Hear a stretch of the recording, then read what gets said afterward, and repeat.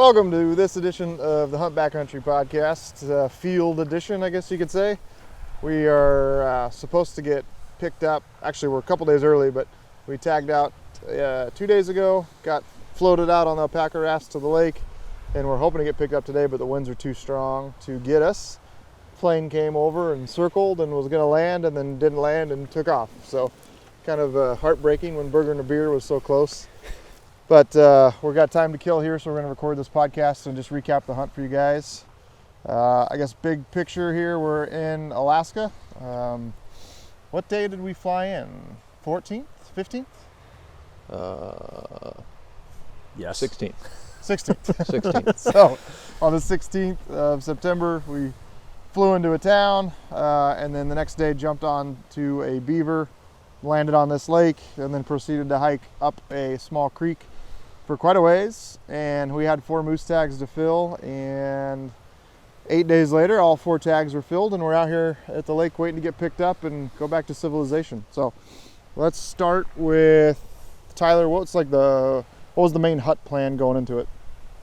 The main hunt plan was to kick off from this lake and take our pack rafts in a ways and just kind of explore the country and figure out what we had, just other than looking at maps, we didn't know what we had ahead of us, so kind of figure out the lay of things and how well we move through country and where those rafts might come into play. So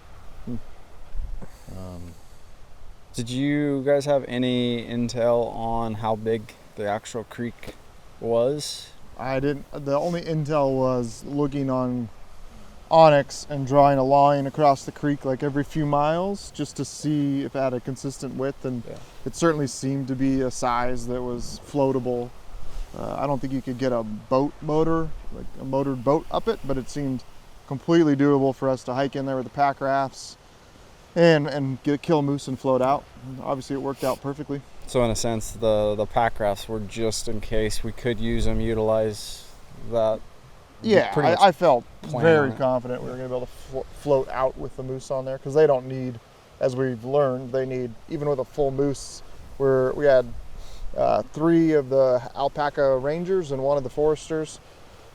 Multiple times we had an entire moose, antlers, and all 500-600 pounds of meat, plus a guy and his gear on a ranger floating out of here. And you wouldn't want to be in any water that had like actual current to it, but this was just a nice gradual flow and it wasn't an issue at all. Dan, what were your expectations going into the hunt? To kill a moose, which happened. I think we were talking about our hunt plan. I think we all thought we were going to get farther than what we accomplished. Yeah. I think things changed as soon as we got in here and we had to adjust our plan back from let's get 5 miles from the lake to, well, maybe 1.5 miles is good enough and we'll see what happens. I thought we'd be able to move around a lot more, which maybe it's better that we weren't, because we kind of got hamstrung into being like very centralized and hunting close to camp, but it actually worked out in our benefit because we couldn't squirrel out all over the place and run around. That became very apparent the second we had, 80 to 90 pound packs going in. Mm-hmm. We definitely, with the raft and waders and CROCS and paddle, that there was a lot of extra weight. We had 12 days of total of food that we packed. We brought 6 up there. And now, the first half mile, you're realizing you just can't. We're not even moving 1 mile an hour, and that's working hard, just busting brush. It was up on the hill and brush, or down the flats, you're sinking down to your knee every other step. It was really tough going. I definitely envisioned immediately we'll cruise back there. We'll get 5-6 miles back there. And I think first camp was 2 miles probably is where we stopped. So we get in there. That first day, you can't hunt, obviously, because we'd flown in that morning. Get in there, get to a glassing point, and what did we see that first night? Justin, you remember? Well, when we were walking in, we had a cow that came out. It was the first moose we saw, which was good sight, and then we had that little bull. We had that little bull right below us. He just really small. And I can't remember off in the distance if we were seeing moose that night. It seems like forever ago. We definitely saw we saw a bunch 3 or that 4 night. bulls Did we? that Okay. night. Yeah, we Pretty glassed sure up the that bear one sighting in the- started Yeah, I think the immediately. bears really, at least for myself, I'm fascinated with bears and being able to video this trip and see them pretty much all over that first night. That was kind of cool. Yeah, so that once we landed on the lake, there's dead salmon all along the bank. Like you can't step 2 feet without stepping on a dead salmon. And then as we went upriver, realized obviously all the salmon are up the river. There's still salmon in the water, salmon dead on the bank, chewed up carcasses everywhere. And it became very apparent within that first night, like there's a bear, there's a bear, there's a bear. Like I was messaging Mark, and I was like, I've lost count at the end of this trip how many times we had bears inside 20 yards. Like I couldn't. It's been 20 times. I don't know. We could do a bear encounter episode. It was so that was definitely like, I knew there was bears in this country, but we had no idea, as we'll get into the story later, of how much that would play into the hunt. So first day, we wake up and just we set up camp kind of in a pretty crappy spot, but we were just like, this is good enough. We're exhausted. We glass that night, wake up and go to call, and I believe we called in that small bull pretty early in the morning. Yeah, it was pretty much right away. That little bull came basically right to our tents. We were, we weren't sitting on our tents when we were calling that morning, but he came right in behind them and kind of buggered around us for a little while. But yeah, and the unit we're in is 50-inch wide minimum or 3 brow tines. So that even a small bull, it's, we're checking like brow tines. Has it got 3? Does that work? And that small bull didn't have either one of those, so we passed them. But I think you've got a little bit of experience, not much. Yeah, I'm no moose Yeah. guy. In Alaska, you just, as a resident, you shoot whatever you can. And so us for figuring out the 50-inch thing was kind of on the fly. I mean, you got some data to go off of. Dan, you had done the MOA and mill charts, so we're using our rifle scopes and matching distance. You could kind of line up MOA, but we were definitely kind of studied and did our homework there. But it was a lot of that's just field experience, and I think all of us at the end of this hunt say that we're definitely better than we were the first day. The first day, like those charts were a good starting point, but looking at moose over and over and over again is I think is the only way. You're like you can just look at one and know. Yeah. So we had that little bull come in, and then didn't we also see the legal 3? Yeah, that was the only the brow tine. 3 brow tine bull we saw. Well, that's why we sat. Dan and I were staying on that bull when you guys took off. That's right. And that was towards the evening. That was like 2 or something. Yeah, so we had ended up splitting up. Raining. You guys stayed to see if that bull was going to come out, and then me and Steve worked our way up. Yeah, about quarter mile, half mile up the hill. Yeah. So we start. That little bull comes into camp that morning, and then it's just all the days are so blended together. Yeah. Well, then it started raining, so we went back. Kind of. Yeah. We were going back to pack up camp and move. Yeah. That's when we saw and then we saw that you looked legal back bull. And saw the 3 brow guy coming across this big flat, and we're like, oh crap! And so we start calling, and then he went into an alder patch. And did we know there was a cow in there? There was 2 cows in there. There was 2 cows in there, and he stopped. And those guys were like, well, let's just sit. We're gonna stay here another night. Dan and Tyler were gonna,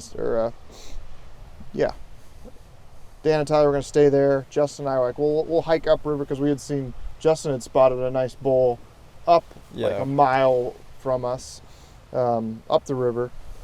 And we take off. We start going. We have a bull come by us that I looked at and was like, gosh, he's really, really close. I'm not sure. And then we start walking a little bit, and he walked out in the meadow, and bang, gun goes off. And Tyler saw him and shot him, and how'd that play out?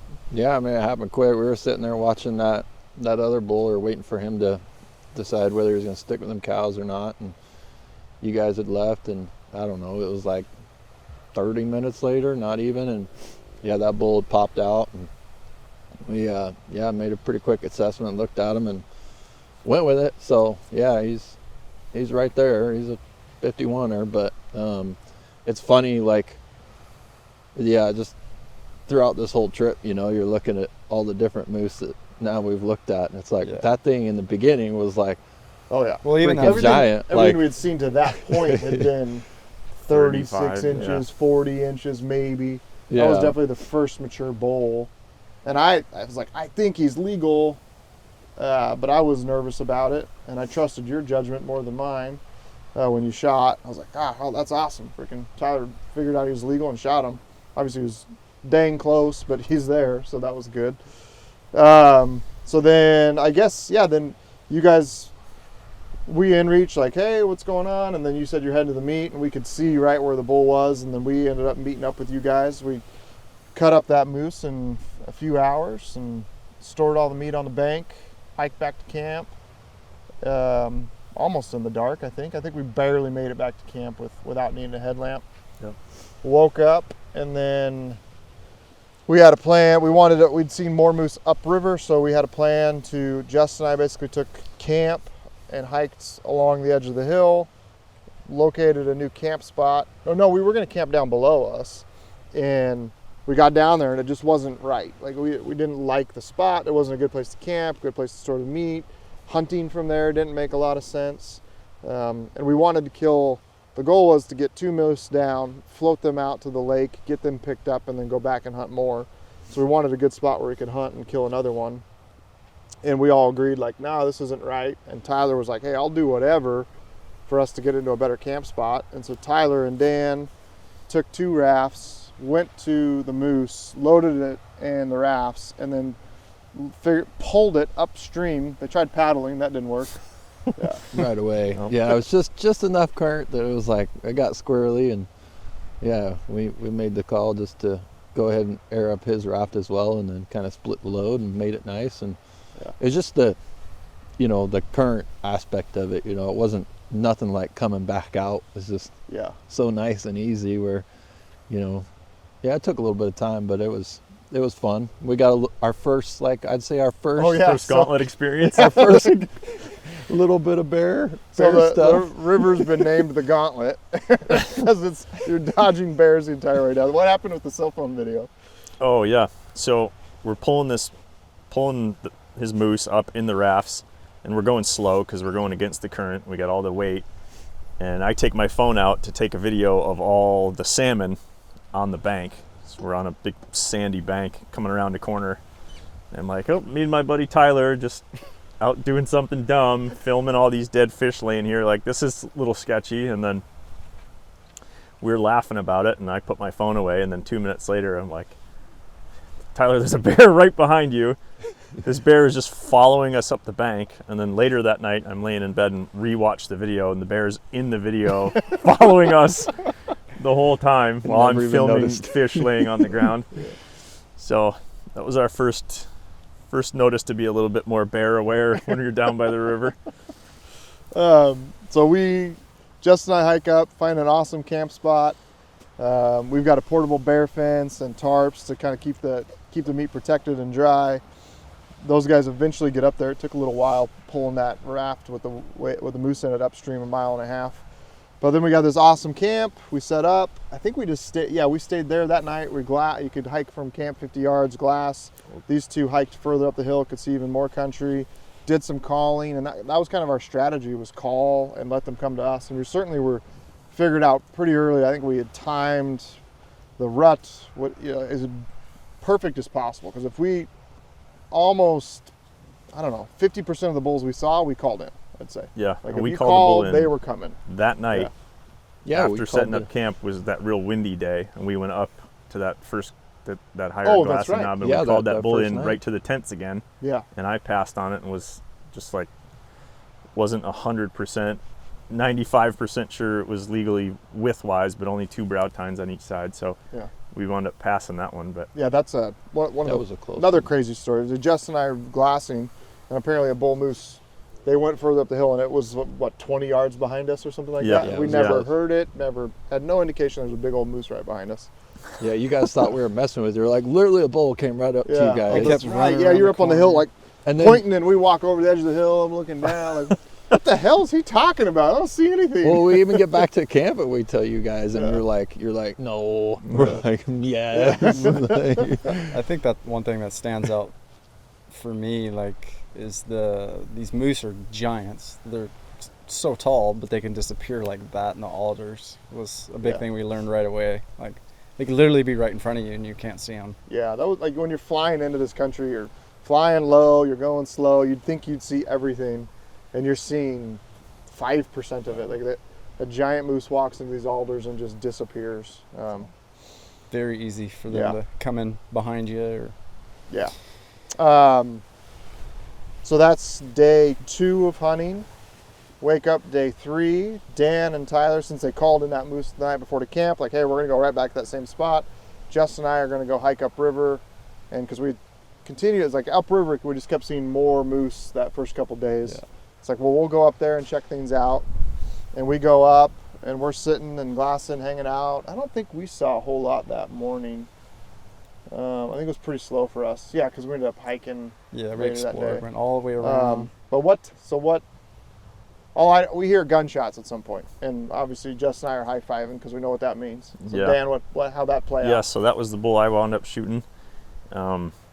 We spotted him probably 9 o'clock in the morning. As soon as the sun started breaking over the hill, we caught glare off the paddles about almost a mile out. From the same country we had just come through, he was down in the bottom, and we started calling. And we watched him run a smaller bull off out of his bedding area. And then he didn't really pay us any attention for about an hour. And then all of a sudden he turned and locked onto our spot, and then just made a straight line as best as you can in this country all the way to us, more or less, over the course of the next hour and a half. So by, I think, about 11:20 is when I shot. But we got to watch that bull come all the way in, come up out of the river, which was cool. He like circled our camp through the river and came out and shook off and was looking up the hill at us. And as this is happening, the bull steps into the alders below us, and we don't see him for like 10 minutes, and then we hear crashing behind us. So we think the bull somehow made it up around us. So we get everything spun around, and we hear raking, and a bull pops out, and it's a different bull. It's that he had a club on one side and a little paddle on the other. So Tyler's trying to film this bull, and I'm getting the shooting sticks set up. It turns out we think he was legal too, but since the other one was coming in, we just kind of gave him a pass. We're like trying to shoo him out of here. Yeah, but he runs up 5 yards behind us, literally was standing in the spot we were glassing from and grunting the whole time and just wouldn't leave. So he was kind of like a live action decoy though, because when my bull reappeared, he looked up the hill and saw this bull, and you could see him acknowledge he was up here. Yeah, that made the difference, I think, that last little assurance, because one part of that story too is he circled around camp, downwind of the meat that's all there, everything. Oh, yeah. Like, we got super, like, it's just, that's what blew me away, was how he went that way and then didn't even, like, because he stopped for a minute in the river, like he wasn't sure about coming up the when hill, he did and get then he a looked little up bit, and saw that other bull and was like, all right. I don't know if he started getting a little wigged out, just got a little bit of scent, and then seeing that little bull was like, oh, that was the cap, I think. Yeah. So I was, when he hit the river, he was about 400 yards, and I was right about then, I was pretty sure he was legal and could have shot him, but we just let him keep coming, and we kind of readjusted our position a few times, and I wound up shooting, I think it was like 91 yards when I finally shot, and that bull wound up dying like 150 yards from camp. So yeah, so awesome. And what how big was he? we think he's right around 60 inches wide. Nice. Still 2 brow tines on one side and just a big blade on the other. Yeah, But he made it in the width category for sure. heck yeah. So we I guess Justin and I glassed for a while, and then we want to move up to another knob and glass, and we could see all, like, there's this country kind of around the corner that we couldn't glass that I was super amped to go see. And I remember we go over there, and it just didn't look that good. It was really open. Yeah. Compared to what we've been hunting, it looked like desert flats or something. It was just a lot different. Still a lot of bears on that side as well.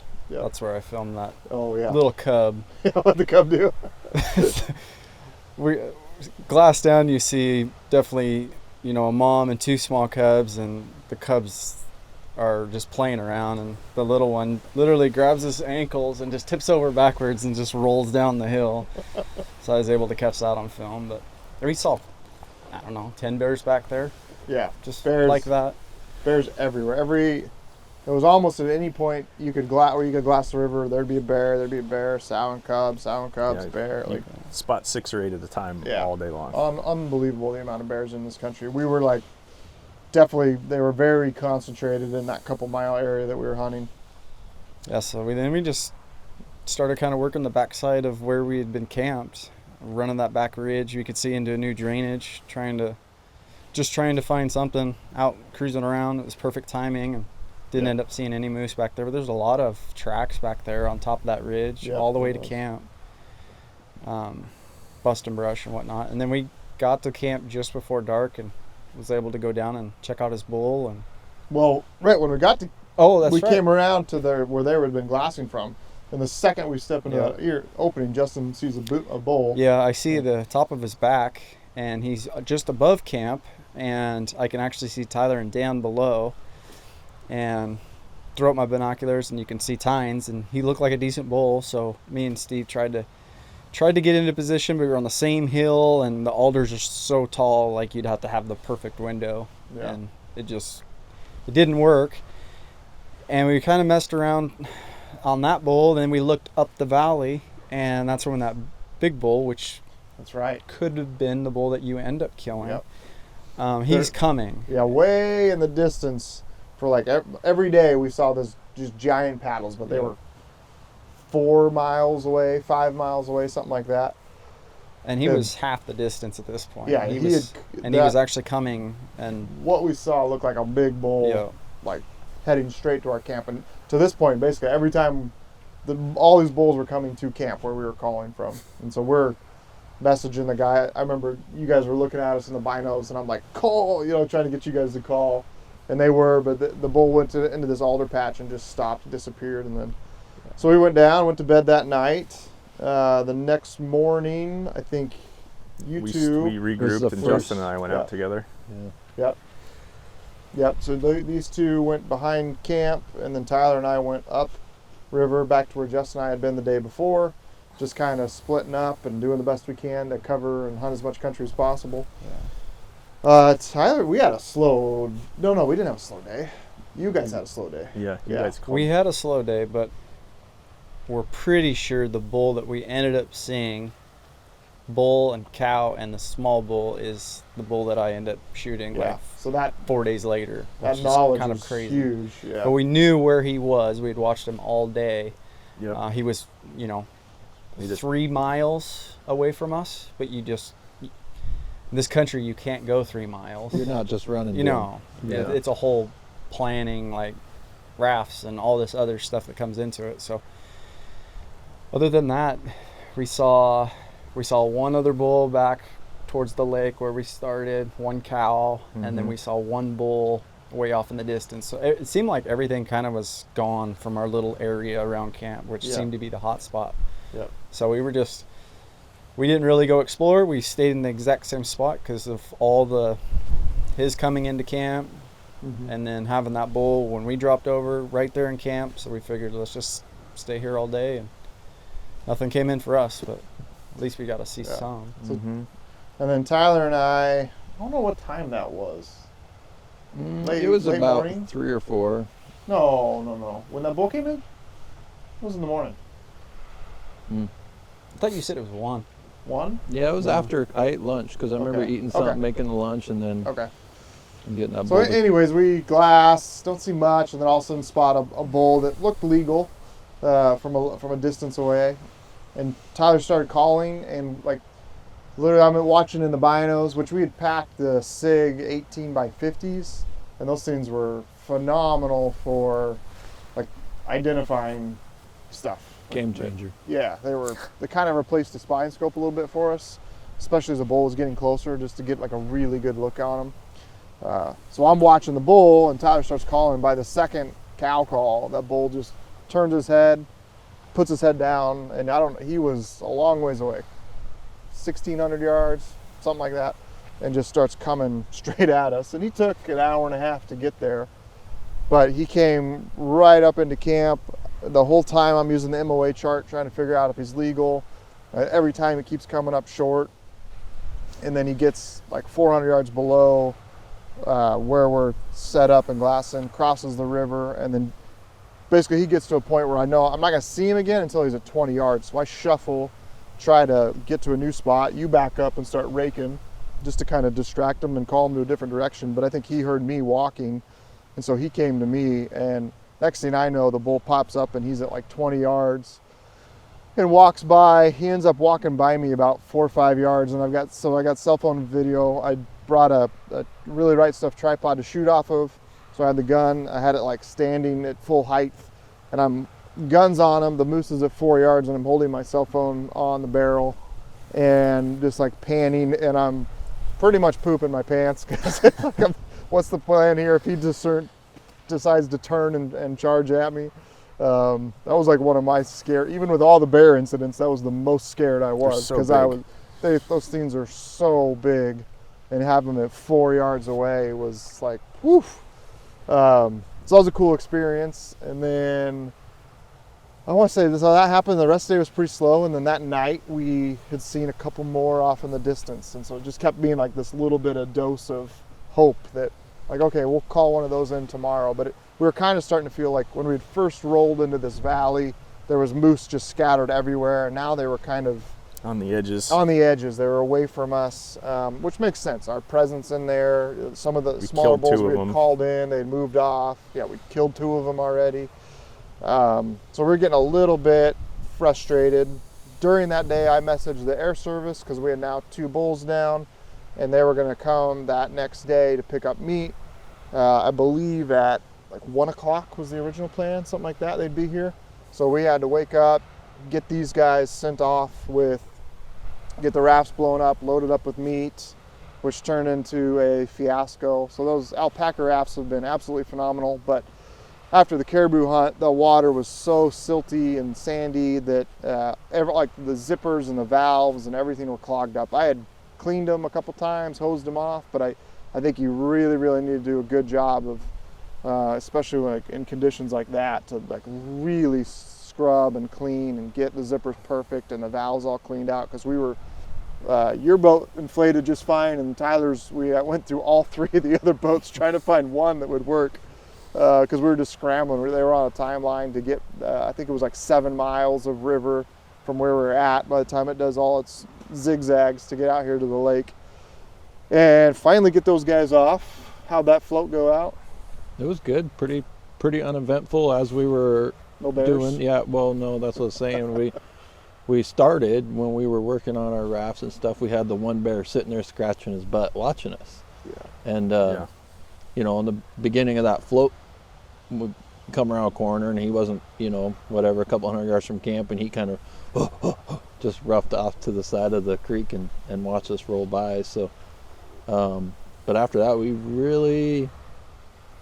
Well, we did have the sound cub down here, but other than that, it was super peaceful. Like, it was the best day we've had here weather-wise. Like, the calmest, the nicest, sunniest. Like, you couldn't have picked a better day to just chill and float and kind of soak it all up. And yeah, we were both trying to just enjoy it and, you know, roll down that creek and make it on time. We were a little stressed once we got up here with the slack water and kind of had to paddle a little bit just to make our timeline, but other than that, it was super cool just to have that experience, to be sitting in a raft with a moose full of meat, both of us, and just kind of rolling around each corner. And like, it is new, you know, each little corner is something different we haven't seen from that angle. So yeah, beavers in the water splashing by you, and fish hitting the fish everywhere. Yeah, we had a fish come out of the water. Combat fish. Yeah, slam into my boat and then spin in a circle and jump at me from the other side. And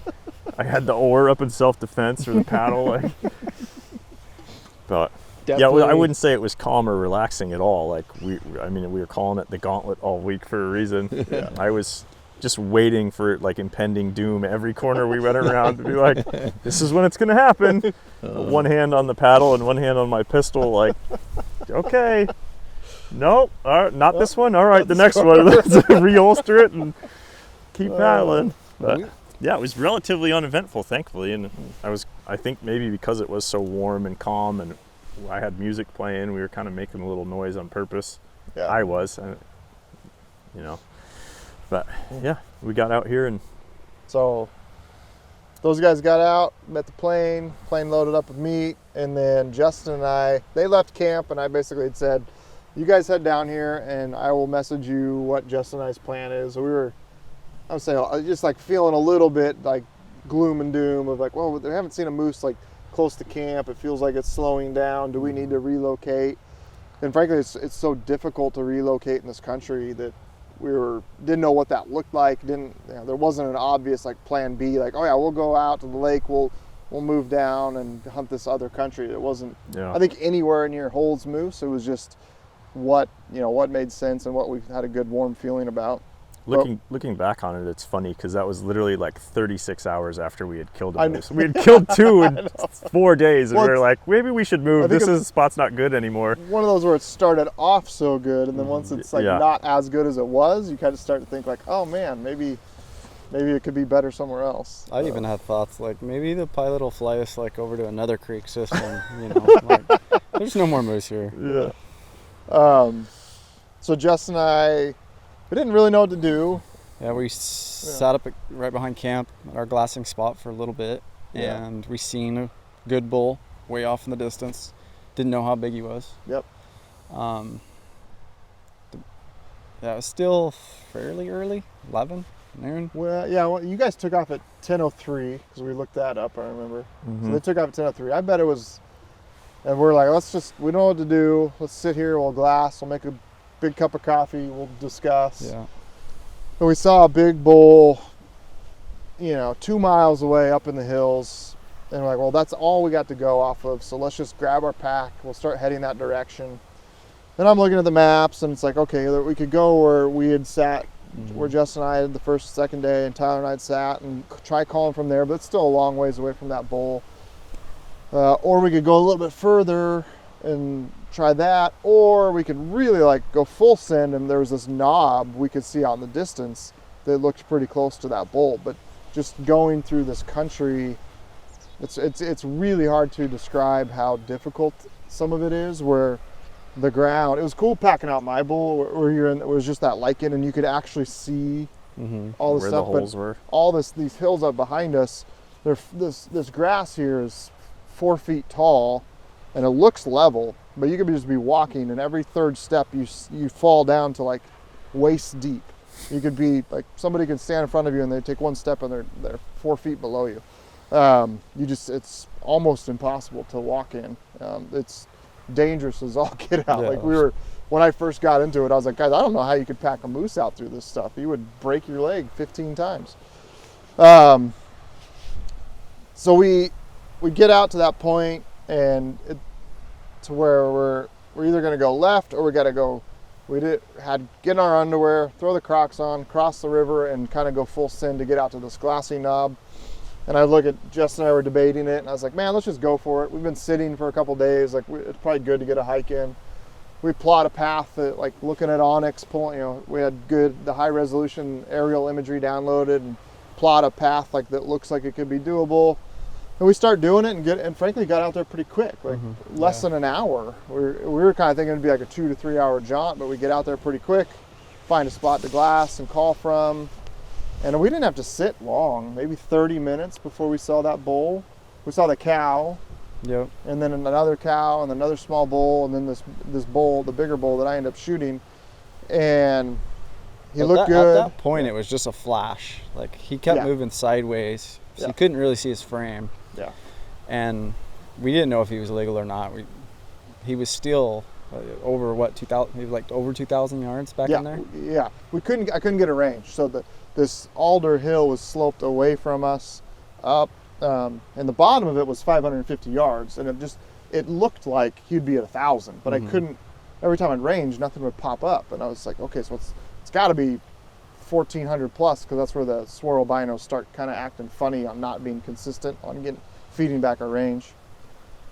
I think too, once we got to that knob, because our whole plan was to get to the knob, we'll call him in and shoot him down there low. But once we seen he had a cow or a couple cows in there, we were kind of like, crap, what do we do? Because we're probably not going to be able to call him in at that point. Yep. So then we just sat there and debated and kind of looked at the landscape, and for what I saw was just like this long skinny ridge that kind of met up right where we last seen him, and it looked like, you know, more grass than alders, something we could navigate through, and we just decided to go for it. You threw out the idea. I was like, man, let's just go for it. We didn't have much time. No, like we had maybe, like, because you kept our whole, in any of this country with anybody, we did not want to be hiking back in the dark if we could avoid that, simply because of the terrain and as many bears as we were seeing. Just not very safe. So Steve had like this, we got to turn around by 6:30 or 7 or whatever that time was. And then at that point it was like, okay, we're going to be walking back in the dark because we're going to actually just go for this bull. So so we see the bull. Justin throws out the idea of like, let's just go after it. And I'm like, no, dude, we got another 1.5 miles to go, and we only have, it's like an hour and 15 minutes, and we got to be hiking back the other way. And then I pulled up Onyx and was looking at it and was like, oh man, this green grass shows up as, it's only green thing that shows up on Onyx. Everything, all the alders and everything just shows up as brown, so you can't tell what's what. And I'm like, yeah, we can do that. And so, like, let's go full send. And we haul as much ass as we can up there. And we even, it was like, we don't have time to try to be sneaky. We're just going to be, we think we might be exposed. We're hoping not. You know, they're kind of in the alders. But it was just like, we're going straight at it. Had to climb up the little ridge and then straight at them. Hauling butt, get up there finally. And it ended up being, I remember, because I was running tracks, it was like 1.5 miles. It was further than we thought. And we had last seen him feeding left to right, and he kind of went where that ridge met up, and there's a little bit of a saddle. We get right there, and we see a cow walk into the alders kind of to the right of us. And immediately like, okay, cow, get set up. And when we had last left the bull, there had been a cow in the back of the group, and we're thinking, like, I'm hoping that the cow we saw was the first cow, and kind of convinced myself, because we're not seeing the bull, that was the last cow, and that the bull had already popped over the ridge. And we were pretty bummed, because at that point we're 3.5 miles from camp, and like river crossings and bears, and like, just there's a lot to get back to. It's like, to put in all that effort and not kill that bull was disappointing. And we sit there, and it's like, it's time to turn around, it's time to head back. And Justin's like, hey, let's just walk back over to where we actually last saw him. And we don't go 20-30 yards, and you see that cow. Yeah, I see something dark laying in the middle of that perfect little meadow, and drop down, throw up the binos, and it's that cow. Yeah. And right then it was just like, he's got to be there. Yeah. Like, and then it was on. We were on our hands and knees crawling into position. We had 2 perfect bushes that kind of blocked us, and we stayed low, filmed you all the way up into the point. And then it was kind of funny because when we got a lot closer, I threw up the binos, and I could see half of a paddle, and this bull was completely on his side, and it looked lifeless. Like, my first thought was the big bull killed this small paddle bull, and he's just laying dead there in the field. And I'm like, Steve, you just killed little bull. And then it wasn't 10 seconds later, he like woke up, and you could just see him. And I mean, at that point, I think we knew that he was legal on just the spread. Yeah. We were still going to size him up, but when he did show his frame, that's when we saw the 3 brow tines on one side, and then we started rock paper scissors for who was going to shoot. We literally got there, and we didn't really have like a clear year shooter today or whatever. Just like, I was packing the gun, Justin was cameraman, but that's just kind of how it's been working on these hunts. And we got there, and I get it all set up in the tripod and the gun, and I look at Justin, and like we both want to shoot this bull. You asked me, do you want to shoot? And I'm like, I'd love to shoot him.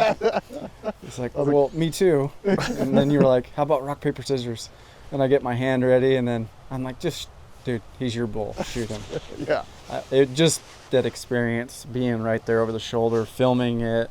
It was our first, I mean, you guys got cell phone footage, your bull, but to actually pack all the cameras and do the production and all this, you know, that's my goal, is to be able to capture those moments. And so I was, you know, especially on that bull, because he's so we sneak up, he's at 205 yards, we're sitting behind two little bushes, I got the tripod, guns on him, he's bedded facing towards us, a quarter towards us, just a little bit, and I'm getting like ready to shoot, and Justin's like, you gonna shoot him bedded? And I was like, yeah, I think so.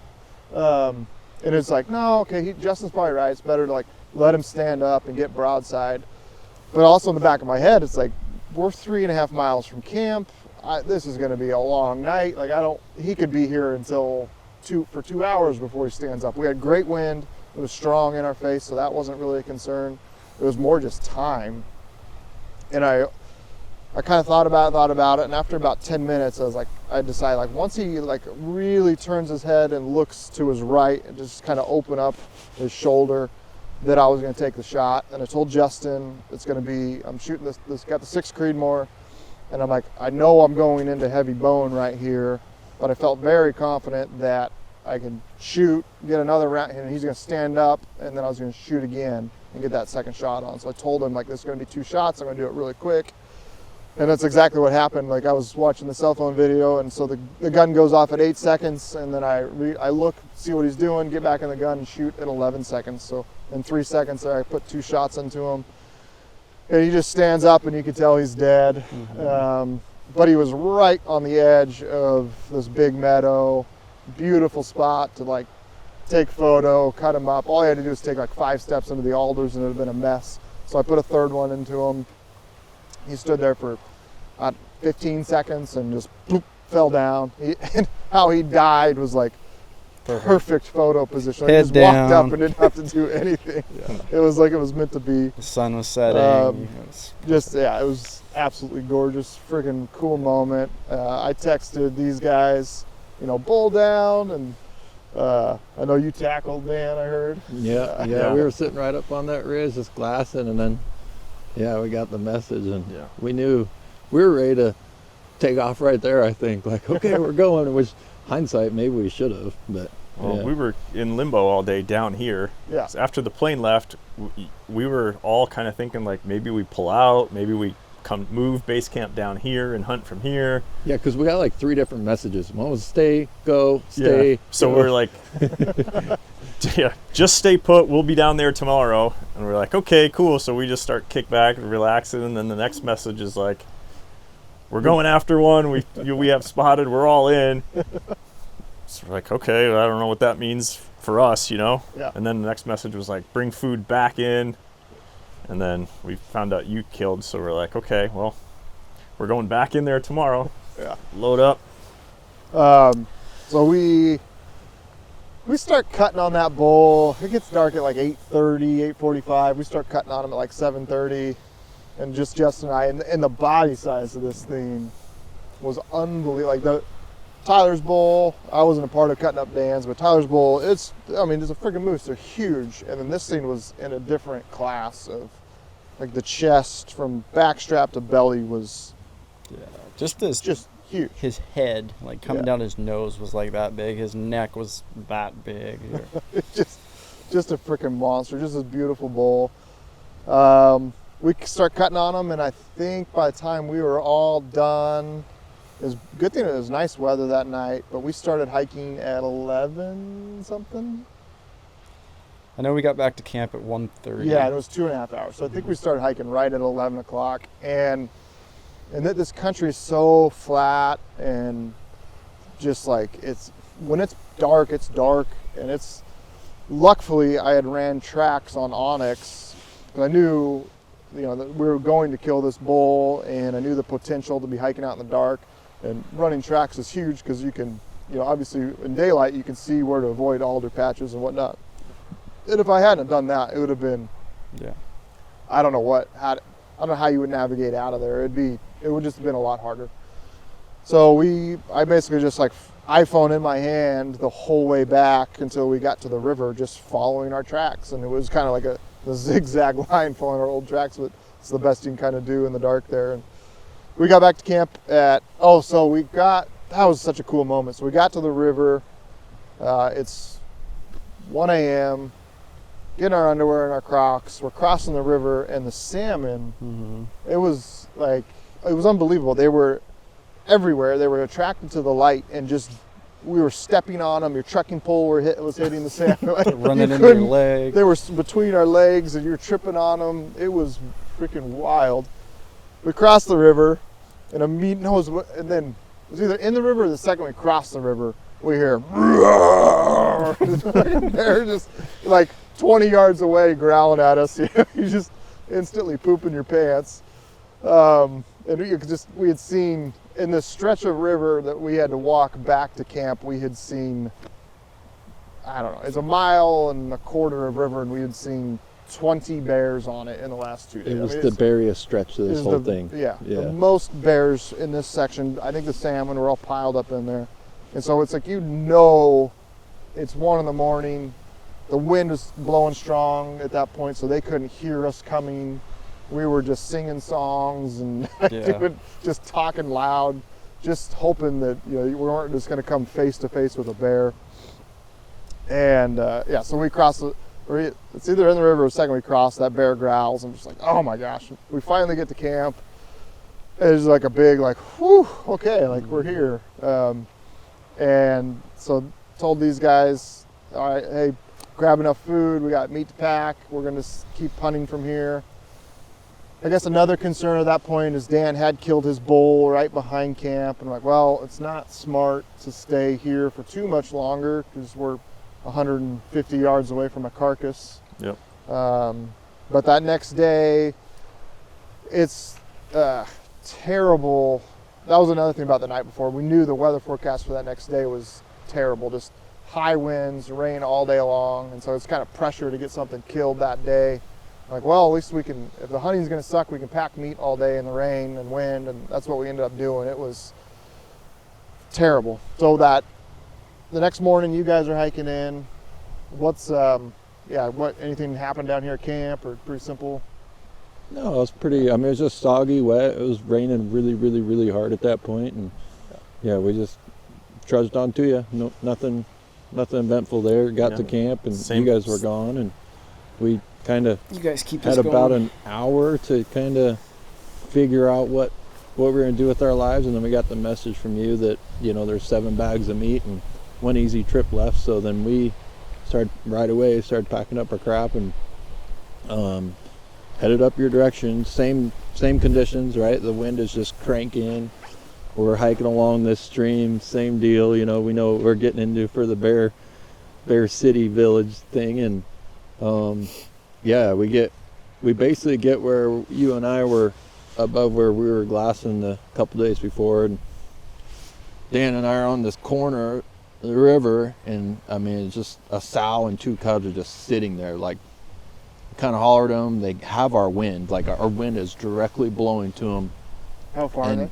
They're like 15, 20 yards. And 20 yards? And we backed off a little bit. We gave them a little bit. We backed up, and then they kept coming towards us. Yeah. So then I was like, well, we have to get around this bend in the river. And I know the alders are pretty thin there. And I was like, we were messing with them for a while. Yelling, screaming. They wouldn't. Walking they didn't care. towards them she and stood then up, backing back up. Like, she smelled us. She didn't really just kind of whatever. So I was like, well, she don't care. She's just trying to feed her cubs. So let's go through the alders, whatever, And how'd you feel about that, Dan? Terrible. I wanted to do nothing less in the world than walk through that alder patch at that moment. It was our 3rd bear issue of the day. 2 sets of sows with cubs. Like, on the hike up here, we hit another one and then ran into another bear. Yeah. So, Tyler thankfully was the point man and a little less afraid than I was, but he talks me into it. He's like, it's going to be fine. the river bends so sharply that we only have to cut through these alders like 20 yards and we'll be on the other side of this sow with cubs. We'll be able to get to Steve and Justin and everything's going to be okay. So we're like, okay, let's go. Well, and it took all of 3 steps into the alder and things were a little different than projected. And I could have fallen down. I was within 3 yards of a bear. Dan was right behind me, so this stinking thing was just balled up. You couldn't see him, and the way he was just kind of tucked into the alder there, you know, as soon as we got into the alder. And he was there the whole time we were yelling at the sow and cub and trying to get around them. And it literally took me almost stepping on before he woke up, whatever. And just, we got so lucky in the fact that this bear was a smart bear, and he wheeled around and took off and left the alder patch. And we buggered out and kind of had about a 5-minute sesh of, we got to go back in that. And it was almost a little bit back and forth with Dan and I on that moment, because you're like, I don't know. Yeah. We ain't going back in there. I'm like, well, that's our option. Yeah. So we're like 3 yards, like you said, from this bear, and we back out to the bank where we were to like regroup, and those cubs start walking towards us again. That's when you send the inReach message. We're like, we're having some issues. We might be late. We're between bears. You're like, what does that even mean, between bears? So like, then you just hang out with them? Yeah. We convince ourselves. We're like, well, that bear ran away, so there's no more bears in there. We'll just go right back through the same path. Which is what we wound up doing. Just literally stepped through his bed, popped back out the other side. So that bear you guys almost stepped on, that morning, Justin and I, we left camp. We slept until like 10 o'clock, I think. It was because we didn't get to bed till 2:30. Started hiking.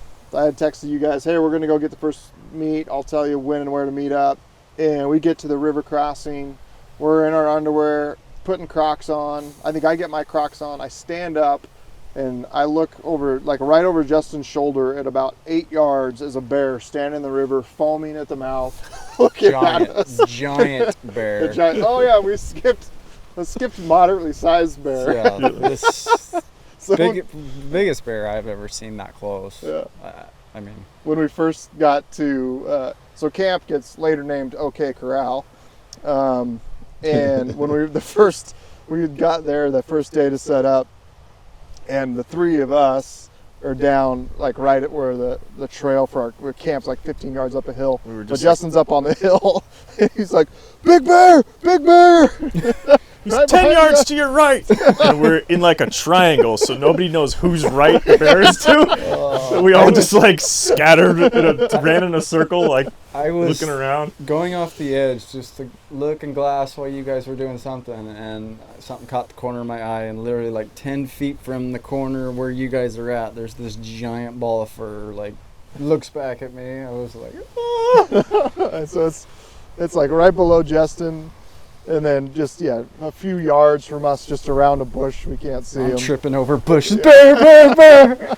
And it became a joke. It's like, it didn't need the adjective big, because it's like, it doesn't matter. No. There's a brown bear at a few feet. They're all big. It was a good joke. But back to the big bear on the corner. Yeah. That sucked because the wind was blowing. Yeah. 40 miles an hour. It was raining. Yeah. We were yelling as loud as we could.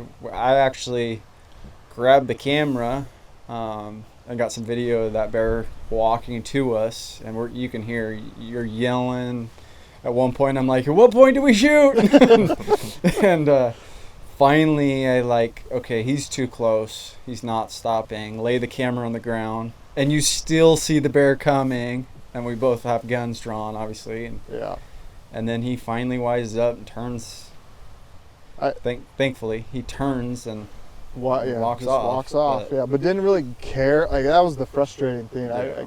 I expected the bears to react more to us, of see us and run away, or catch our wind. So many of them didn't care. I mean, that bear's at under 10 yards. We're waving our arms, yelling at them. They didn't care. And he just looked pissed, foaming at the mouth, and that was a scary moment.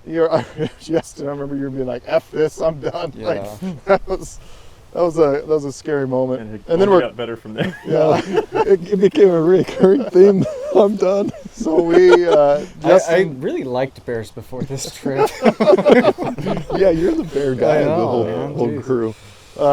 Justin and I go up, get the first second load because we each packed out a bag the night before. We loaded up super heavy, too heavy actually. Like Justin manned it out. I dropped a bag, like it was probably 130, 40 pounds, and I did like half a mile with it, and was like, nope, I'm not doing this. I'm gonna blow out my knee or my back. We get down to the river. At the river, right where that bear incident happened, we had stored a raft and a bear fence, so we're going to set that up to stage all the meat and then float it to camp later that night. So as we're coming down, I think I said meet at 3:30, and so that's when these guys are running into that same boar on that corner and the sow and cubs. We meet up. It's good to see the guys again. Let's go get the meat. We're already tired. The night before we packed out, we'd already done a trip. These guys had hiked in that day, which that's no easy chore. But we man up and go in there, and I'm thinking optimistically, like, there's only 7 bags of meat left, plus the half one that I dropped. Like, we got this, no problem, in the antlers, obviously. And we go to load up, and it's like, oh crap, we're a bag short here. And I had put the antlers on my pack first, just to see. I wanted to strap them on and see how heavy it was, and I guess we skipped over that. The bull's freaking amazing. Yeah. He's 67, 68 inches wide, just freaking absolutely gorgeous bull. I am the opposite of a trophy hunter, but I did want like a big rack to hang above the fireplace at home, and I couldn't ask for more. Absolutely beautiful. So I want to strap the rack to the pack, get how it feels, and I strap it on. Like, okay, yeah, this is gonna suck, but I got this. And there's 1 bag of meat left, and Tyler's like, I'm just gonna throw it on, and I'm like, dude, you can't. Like, it's not. Well, it was like you all just took 2, and then I'm there sitting by the pile of 3. It's like, oh, I guess Tyler gets 3. Because that's one thing. In Alaska, you have to take all the meat has to come out before the horns. So as soon as you loaded up the horns, I was like, well, I guess that's for me. So Tyler loads it up, and I mean each one of those bags is 60 pounds probably. They're heavy. So he probably had 180 pounds on the pack, and he made it all the way to where I had dropped the meat the night before. And then we finally got there, and you guys were like, I think I can haul some more. So they divvied up that Dude, bag. if they hadn't have done that, I was at that point, like, Yeah, it's you were just, you gonna have make so much weight for such a period of time. Like, my hips were blowing up, like, faster than any, like, whatever pack out. Like, and then all the little humps, like, those were what suck, because you take for granted that extra 60 pounds or whatever. Like, without it, I could navigate those. I was having such a hard time navigating those huge clusters, those big marshmallows. I don't know what forms that, but they're just these. It's like just randomly for 2 feet, the ground comes up 3 feet, and it's like circular in shape. They're so weird. I think it's where it freezes. Some of that, like the water will set up in little holes and freeze and cracks and freeze, and that's like moss the little is so pocket. thick, it's like hiking on a mattress. Yeah. Like you can't. There's no A squishy one, a really unstable one. Yeah. Like, I remember after my first hunt, I was like, just please put me back in Idaho on like rocky, hot, dry ground, like just anything firm under my feet. It doesn't make sense. Like every third step, the ground isn't where you think it is. No. And you have to brace over and over, and you're falling. And yeah. So we load up after we divide up the meat, and I throw that other bag I dropped on the rack, and we're all heavy 120-pound packs, but we make it down to the river. We get it's like I think we got an hour left. It's like 7:30, so it's like, okay, let's get this raft blown up. we're pushing As hard fast to as get we back can. before Like there's dark. no rest here. We're all exhausted. It's been a long 24 hours. Blow up the raft, throw all the meat in it, and then you guys start hiking down the bank to the river crossing. I get in the raft, and it's like super tippy. It's like, okay, I got this. I just can't move. Just slowly paddle. And I'm hoping I don't want to do the bear gauntlet solo. I really don't. And I'm hoping like, oh, I'll just kind of like backpedal and hopefully like they're walking down the banks the same pace. And we were for a little while. You were for a little while, but pretty quickly I was just going, and I was like, well, screw it. I'm already in front of you guys enough. Like, I'm just going to paddle and get to camp and get this over with. Because I know there's at least 6 bears between me and camp. And especially that foamy mouth, big SOB. Foamy mouth. And I get to camp. Right when I roll into camp, I hear, "Roar, roar, roar." I'm like, oh God, you know, I'm thinking of bears coming crashing down towards me. And those guys are maybe like 500 yards up from me. And I didn't have waders or anything. I just had my rain pants and Crocs on. And basically, like, I didn't know what to do. And I kind of get right to the edge of the bank. And then that giant bear stands down there at 12 yards away, just staring at me. And I'm just crapping my pants here. Like, I got nothing to do. I got my pistol in my pocket. I'm holding onto it, and I'm standing in the river. It's 8 o'clock at night, freezing cold. Just shivering my ass, scared and shivering. Like, the combination of adrenaline, scared, was not good. And these guys heard the bears fighting, and Tyler takes off. He's in the lead. They're sprinting down the bank, eating, like, just slipping and falling. Justin, the water's higher. He was running through water. Yeah, he was getting soaked. You guys had your waders on. Yeah, we had waders. I didn't have any, so I was going water over boots. Well, it was like, it's one of those deals, like, you don't know what's going on, but like your mind goes in the worst case scenario, right? We're hearing this sounded roaring, like it was right at camp. and yeah, it's right at camp. It was at camp, right where Steve would be. So I just yelled, "Camp, Steve!" And that's when I just was like putting the heat down, because it's like my mind is like, well, shit, he rolled around that corner, and for whatever reason he agitated a bear, and this time it was enough to get somebody hurt, and that's where it's like, you know, it just went into that fight or flight and went into fight mode. We finally come into the corner to where we can see Steve. We see the giant bear here, and then all of a sudden we see another bear right above Steve, probably 15 yards up the ridge, just above him. He can't see the bear. And then so we yell, "There's another one to your right!" And Steve's like this. And then it wasn't 30 seconds later, another bear back behind our tents raises up, and all 3 of these bears are huge. Are giants. They're all as big as big foamy.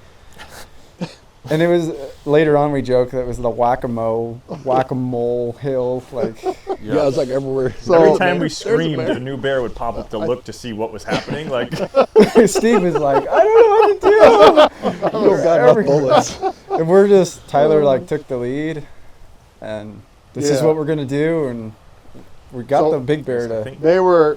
What had happened, I think 2 things happened. One, his carcass is 150 yards away from camp, and 2, we had the 2 bags of meat the night before, and I had actually packed them. I had set them up stupidly in camp. But to this point, the bears seemed so fat and happy off fish that, like, you had watched your carcass the day after, saw no activity on it. Your carcass, the same deal. You guys saw no activity the day you and Justin sat above it. So we're kind of thinking, like, oh, maybe the bears aren't, like, they're so fat and happy they don't care. Well, I think they'd gotten on his carcass. They probably chewed that all up. And then they were already in the area right by camp. And they found, luckily, I had left the 2 bags of meat right next to the tent, 4 feet away. Had put a trash bag over the top of them, try to keep the rain off it. Because that was another thing. That day we were as wet as you could. I mean, everything was completely soaking wet. Wet and cold and windy, and just an absolutely miserable day all day long. So to top it off after this exhausting day, we get down to camp, and this is the OK Corral's happening. So I'm standing in the river, shaking, freezing, scared to death, like not sure what to do. These guys are running down the bank. Tyler, we all get there, and the 1 bear had left, but the 2 bears were still, to our knowledge, like right there in camp, like one 15 yards away and one 30, 40 yards away. And it's camp, and we got our meat there, our gear's there. It's like we don't have a choice, and it's survival. Dark. It's there's 15 minutes of light left. It's like we gotta go in and push the bears off camp. So basically, we're all guns loaded, hiking up the little 15-yard hill into camp. We're all Felt 5 like a yards SWAT apart. team. Everybody's Yeah. screaming at the top of their Yeah, lungs. just yelling, screaming, and the 2 bears that were lower had run off, and then that 3rd one, he was 30 yards above the tents, Just and he wouldn't did leave. not want to Yeah. leave. He sat there and sat there and sat there and looked at us, and eventually finally took off. And so that was the cap to the night. Like, whew, Well, so when Tyler and I yeah. came through camp, we took those 2 bags of meat yeah, away from the that's, yeah, I tents forgot to get and that. then Yeah. put them Luckily, down where we had been storing the meat originally, just hanging above the creek. So hopefully, I don't mean, who knows if they would have gotten that close to our stuff without ripping into tents Yeah, and yeah, everything I was else. dumb Trashing on my camp. part to leave meat close to the tent. But we were done. The bowl was packed out. Unfortunately, I lost 2 bags of meat, which really sucked. I know one of the bags had a back strap in it. Really pissed me off. The But roaring camp. it was what it was. Went to bed that night cold and Soaked. shivering and soaked, and every piece of clothing we had was soaked to the bone. You're sleeping you're drying out your pants and stuff, because they're wet as could be in your Yeah. sleeping bag. Well, even just the stress of that night, like, Yeah. so both of our rifles were in camp, I think, that day. So we had to run in, grab a big gun, Yeah. and then I stood up on the hill where I could see and watch you guys unload all the meat That's and right. reset the bear fence back up. And, Yeah. we're doing that in the dark at this point. Like, and Get- then just get lay all the meat out of the down, lay rag. down in your soaking wet sleeping bag in your sopping wet clothes and try to go to sleep. Yeah, it was an eventful night for sure. That was, I guess that was the peak of the bear And then- adventures. And then know that you have to run the gauntlet tomorrow again with another full moose. Yeah, that's when Justin, that's the first time I heard him say that. He goes, "Yep, I'm done with this. We're leaving tomorrow." Yeah, we're out of here. we were all done. Like, It didn't okay. need to be said. We were like Yes. pretty well Yeah. decided that it was This a is good like time to leave.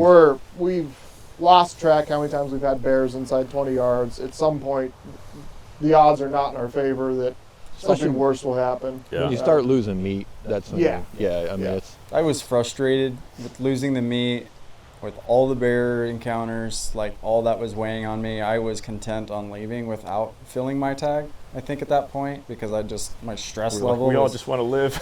yeah, it just Help got my to family. experiencing Steve's bull, being there with him, killing that, awesome moose was kind of the highlight for me at that point, and I was totally content. So there was silver lining in that though, is that next morning we were packing up and went down to the beach basically where we had shuttled meat a whole bunch and made a bunch of tracks. We could see where a bear had come all the way up to the bear fence and then didn't mess with the meat. So Yeah. it was like, the little silver lining is like that thing works. The bear Like fence whatever, works, Yeah, after all that, running the bear off, a bear came back in the dark in the middle of the night. Fresh tracks over all ours. Freaking crazy. But then we lead So into then- the Yeah. next part of the story. We're floating back to the lake the next morning. We're done with the bears. They're still here. We've seen 2 right here from camp. And we wake up, it's cold, but we kind of take our time, get the rafts loaded, and we're about ready to start getting serious about packing things up when we spot that moose out in the flats. yeah, Yeah, we were letting all of our stuff dry out some more. that's Oh, right. Yeah, yeah. because everything's so wet. And it's We good, had warm, all of our sunny day. gear, our boots, everything laid out. And so the meat especially, because it had gotten drenched in all the rain, Yeah. from the pack out. And so I was like, dude, I'm totally cool with staying here for another hour or 2 if you want to let the meat air out. And then we decided to do that. And at one point I took a break from, organizing stuff and looked up, and out across the flat I saw a moose, threw up my binos, and it was, Good bull. it looked like a shooter bull for sure. Something right on the edge where we needed to definitely take a look at. And Yeah. you started calling, you started raking, and he was coming. Yeah. He started his approach, and Steve set up a tripod.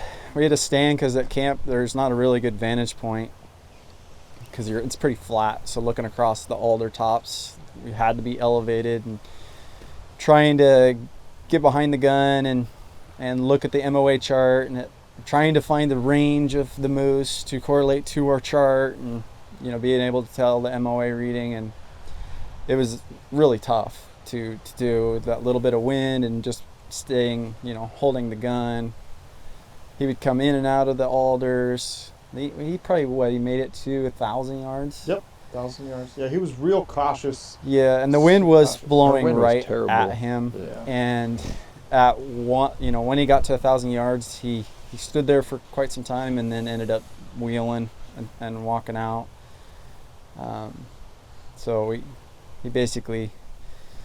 he was moving on, and at that point we just started kind of, all right, we need to get going. Let's start loading everything in. We want to be able to make it down here to the lake definitely before dark. Yep. And we started down the river. So, the bear, there's so many bear encounters, we could forget them all, yeah. right? So we start packing up camp, and then we have a sow and cubs walking up the bank towards us as we're loading the rafts at 40 yards. And at this point, I'm just like, I don't even care. I'm just going to keep loading my raft. Yeah, we just kept messing with the rafts and we're yelling. Yeah. I'm videoing, these guys are working on the rafts. The bears are still coming. Finally they swim across the river. Because they came to 25 she wanted to be yards. right where we were, yeah. Yeah. And then finally backed off and then swam across the river, and then was just, 40, 50 yards away across the river from us as we finally finished loading the boat, and then just started floating down. We launched and had to float right past her. Yeah, just float right past the 20 yards, sow and cubs. But they were pretty docile. They were just there to fish. You could kind of tell, but you never know with a sow when she's got 2 cubs. And then I guess we just float down, and so there's a couple things happen here where, one, when you guys are floating, you saw the glassing knob. Yeah. I remember telling you about it. I was like, there's a knob out there, and it's kind of whatever. Talking about this terrain is we got 2 different creeks that kind of feed down into this area, and it's almost where they come together. It's the only spot where and there's just this little pushed up knob, and you can see back up all through this valley, and it was just, it was good. Yeah. Good, because it led into this. So Tyler identified that. These guys had spotted this nice bull and cows and a small bull right over this area, and then we're floating down, and I didn't know where any of this was, but I'm looking. Our goal is to get out to the lake. That's what we want to get out here, get within the bear fence, get all set up and nice, and then regroup and then hunt for Justin. But we felt like that was definitely we're leaving the better moose country to come down here. So it was a little bit like we were throwing in the towel. And it's obviously a lot of work to load up the rafts with all the meat and rehang the meat and tarp it and set up a bear fence. But we're floating by this knob, and it's I think, Tyler, you were backpedaling, and I'm like, hey, Justin, you better pull over right here. This looks pretty good. Yeah, I pointed out to him. I was like, that's that knob I was telling you about. And then this looks pretty good. So it didn't take you 5 seconds. Yep, we're stopping. Yeah, we parked the boats, drag them up so they don't float down the river, hike up to the knob, and Justin immediately recognizes, that mole we saw was right over there. I felt where that knob was relative to where he was, it was definitely in a callable. He would hear us across the valley. Yeah. So right then, and then I felt the switch kick on too, because all 3 of you guys were game I time. have a good feeling about this spot. You are going to kill a moose in the next, because we had 2 days left. 2.5. The rest of that day and 2 full days. 2.5 days left. And then I was like, all right, I think we can do it. This is a good spot. And it didn't take Steve. You found the spot for our tents next to the alders. So we set up the bear fence, got all the meat in there. Yeah, and it was, the meat was wet, so it took a bunch, I cut down these 2 alders, sawed forever, got all the meat hung up and tarped it and bear fenced it. So really wanted to make sure the meat was good to go. These guys were setting up camp, and then we all finished getting the meat done, and then you 2 were all basically set up and done and getting packs ready. And we're just going to hike up the knob, which is 40 yards from camp, and start a 20-foot climb. It's just right there. You're going to go up there and glass. Tyler and I was like, Tyler and I'll get set up. I got to inflate my pad and sleeping bag, and we get there. I think I'm making a cup of coffee or getting something to bite to eat, and look over, and Dan's like doing sending up the you bat know, signal. Yeah. So it's like 7, probably 7:30. We have maybe. like an We're hour and a let's half. get up there and we'll call for the next 30 minutes, and maybe tomorrow morning something will be here. And we hike over there and start. I just start to like crest the top of that knob so we can glass the backside, and I just peek my head over the top, and there's a bull standing in the wide open at 400 yards, and he's like instantly I turned to him and I'm like, shoot her. And then I'm like scrambling, getting the cameras out, you know, the big lens, and getting all situated, and then at one point I yell at you because my adrenaline's going, go get those guys. And not necessarily did we need them up there, but it was I wanted them to be a part of it if we could do it, and then also making sure that it was legal, because that was obviously. You didn't trust me at that point. I guess you could say that. Yeah, that's fine. The more sets of eyes, the better. Because Yeah. we were all like, let's be 100% on every bull. Mm-hmm. So yeah, I ran back down over the hill trying to signal for you guys. We see him doing this, and don't know really what that meant. Like, knew there was a moose. I'm like, we knew there was a bull. Shooter, right over the back of the hill.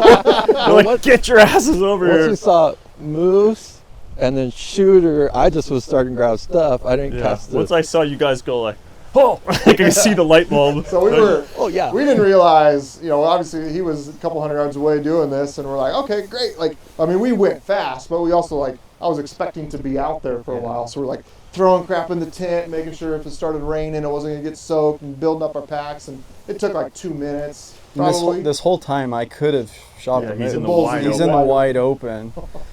And then at one point, huh? You have footage of him when he's in the wide open? Yeah. Yeah. Yep. Oh, nice. And then at one point I'm like, what is taking Dan so long to get back? Like, where is it? So I run down the hill and I'm like to Tyler, like, get up here. Yeah, and when then I saw your Tyler's excitement. like, he starts running to me. And we're like, slow down. I'm getting That's too fast. The guy's like, get up here now. And you're like, slow down, he's close. Like, what? I can't do both. Run fast slowly. Run fast slowly. In 15 minutes from the time we had finished setting up camp, basically, we were ready to shoot this moose right behind there. So that was really all the bulls at this point had been like 2 and 2, 2 and 2, and we hadn't all been together for one of the kills. So that was super cool for that to happen. Yeah. And it was like total teamwork. Dan's running camera in the back. I'm like ranging, trying to get the gun. Tyler's coaching. Tyler's like great guide coach. Yeah, like, he was great. He was in the SIG binos, which again were like, the optics aren't phenomenal, but man, those things are so handy, because in a situation like that where you're shaky and nervous and there's a lot of stuff going on, you were sitting there and you could clearly see the cow behind the bull, and like, don't shoot. Mm-hmm. And don't shoot the wrong bull, because they were coming and in. that's out of the where alders. basically by the time you guys had gotten up there, that bull had worked its way right into the alders and was kind of gone. disappeared. We couldn't see him anymore, and we were like, crap, because these alders, I mean, they're 100 yards long right where he was. Yeah. So he could have stayed in there the whole night. But then we had that little bull pop out, and then every once in a while you'd see the big bull, the bull I end up shooting, he comes and he'd run, you'd get right to the edge of the alders and he'd push that small bull out. So Tyler just kept talking me through the whole time, like, there's a small bull, don't shoot, you know, obviously don't shoot, but there's the cow behind, so it was cool to have that. At one point I had you run down and grab a pack for me for a rear rest. Mm-hmm. So yeah, I was rock solid. And then he starts coming out, and then like Tyler could tell in a sense when I would be able to shoot and everything, so that was cool. Like, he's gonna a few more steps, you'll be there. And I remember I was ranging and like calling out, Tyler, Yeah, I was dial, just in dial dial 6, check to make sure the wind is still at 0. Like, Justin, hold 10 inches right. And that was the one bull we didn't like look on the chart. We just knew, and looking at all the moose we've seen all week, he was a no doubter. He was a no doubter. Yeah. Justin, pull the trigger. What happens? Pulled the trigger, hit him very similar to your bull. He just humped up, followed up, shot him again. And then after that second shot, he was real sick. Like, he was getting ready to go down. He was dead. He turned around. I think I asked you guys, should I shoot him again? And yeah. Same scenario. Like, he takes 2 more steps back in there, Yeah. it's going to be a mess. Yeah, Like, no, he's in the right wide on edge of open. the you know. olives, yeah. So I hit him all 3 times, and he falls over. I think he tries to get back up. You run over and grab me one more round. Yeah. And then we just let him expire, but didn't take him a minute tops maybe. Yeah. Which surprising once we cut them open on it because of the damage from that first shot. Yeah. That And was then insane. just the emotion. I've been thinking, I've been dreaming of doing this moose hunt. Me and Steve, we had it on the calendars 2020. With COVID and all that, it got pushed back and just didn't know. I knew it was going to happen, just didn't know when, and all the planning with the experience project. And I was super emotional. Like I told you or something, the only time I've ever been that emotional was the big first bull elk I ever killed. So that was cool.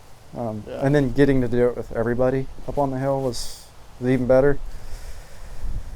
And then the crappy part was I wanted to just race over there and put my hands on him and get I some just forgot there was more. and get some epic photos right as the sun was going down. And there's like this really boggy little creek that runs through, and had my waders on from the float, so I went down there and started just right in line with the bull to go cross, and it was starting to come up way past my waist, and it was beaver dam had dammed it all up, so we had to walk back from where we shot from and then go up 100 yards and then find just a marshy mess to cross, and then we finally make it over to the bull. All at dark almost. We got a few photos in. It was barely like it.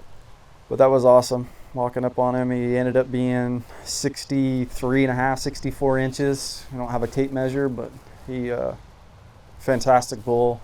Everything I could have hoped and dreamed for, and to have been at like the highs of you guys all killing to the bear situation, to me like tapping out basically, to back up on that high cloud. Yeah. Couldn't ask for a roller coaster of a hunt, man. It's insane. Yeah, the switch from us being like in retreat mode, like let's Yeah, like we're out of here, we're done, to like, man, that country looks pretty good.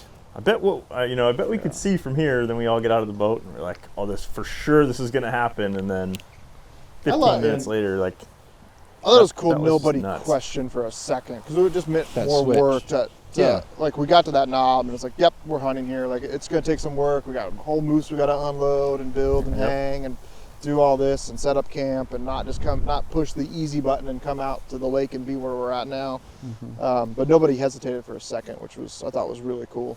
Like, everybody could have been like, I don't know, there's whiskey. Like, we had whiskey down here at the lake. More food. More food, like more comfort.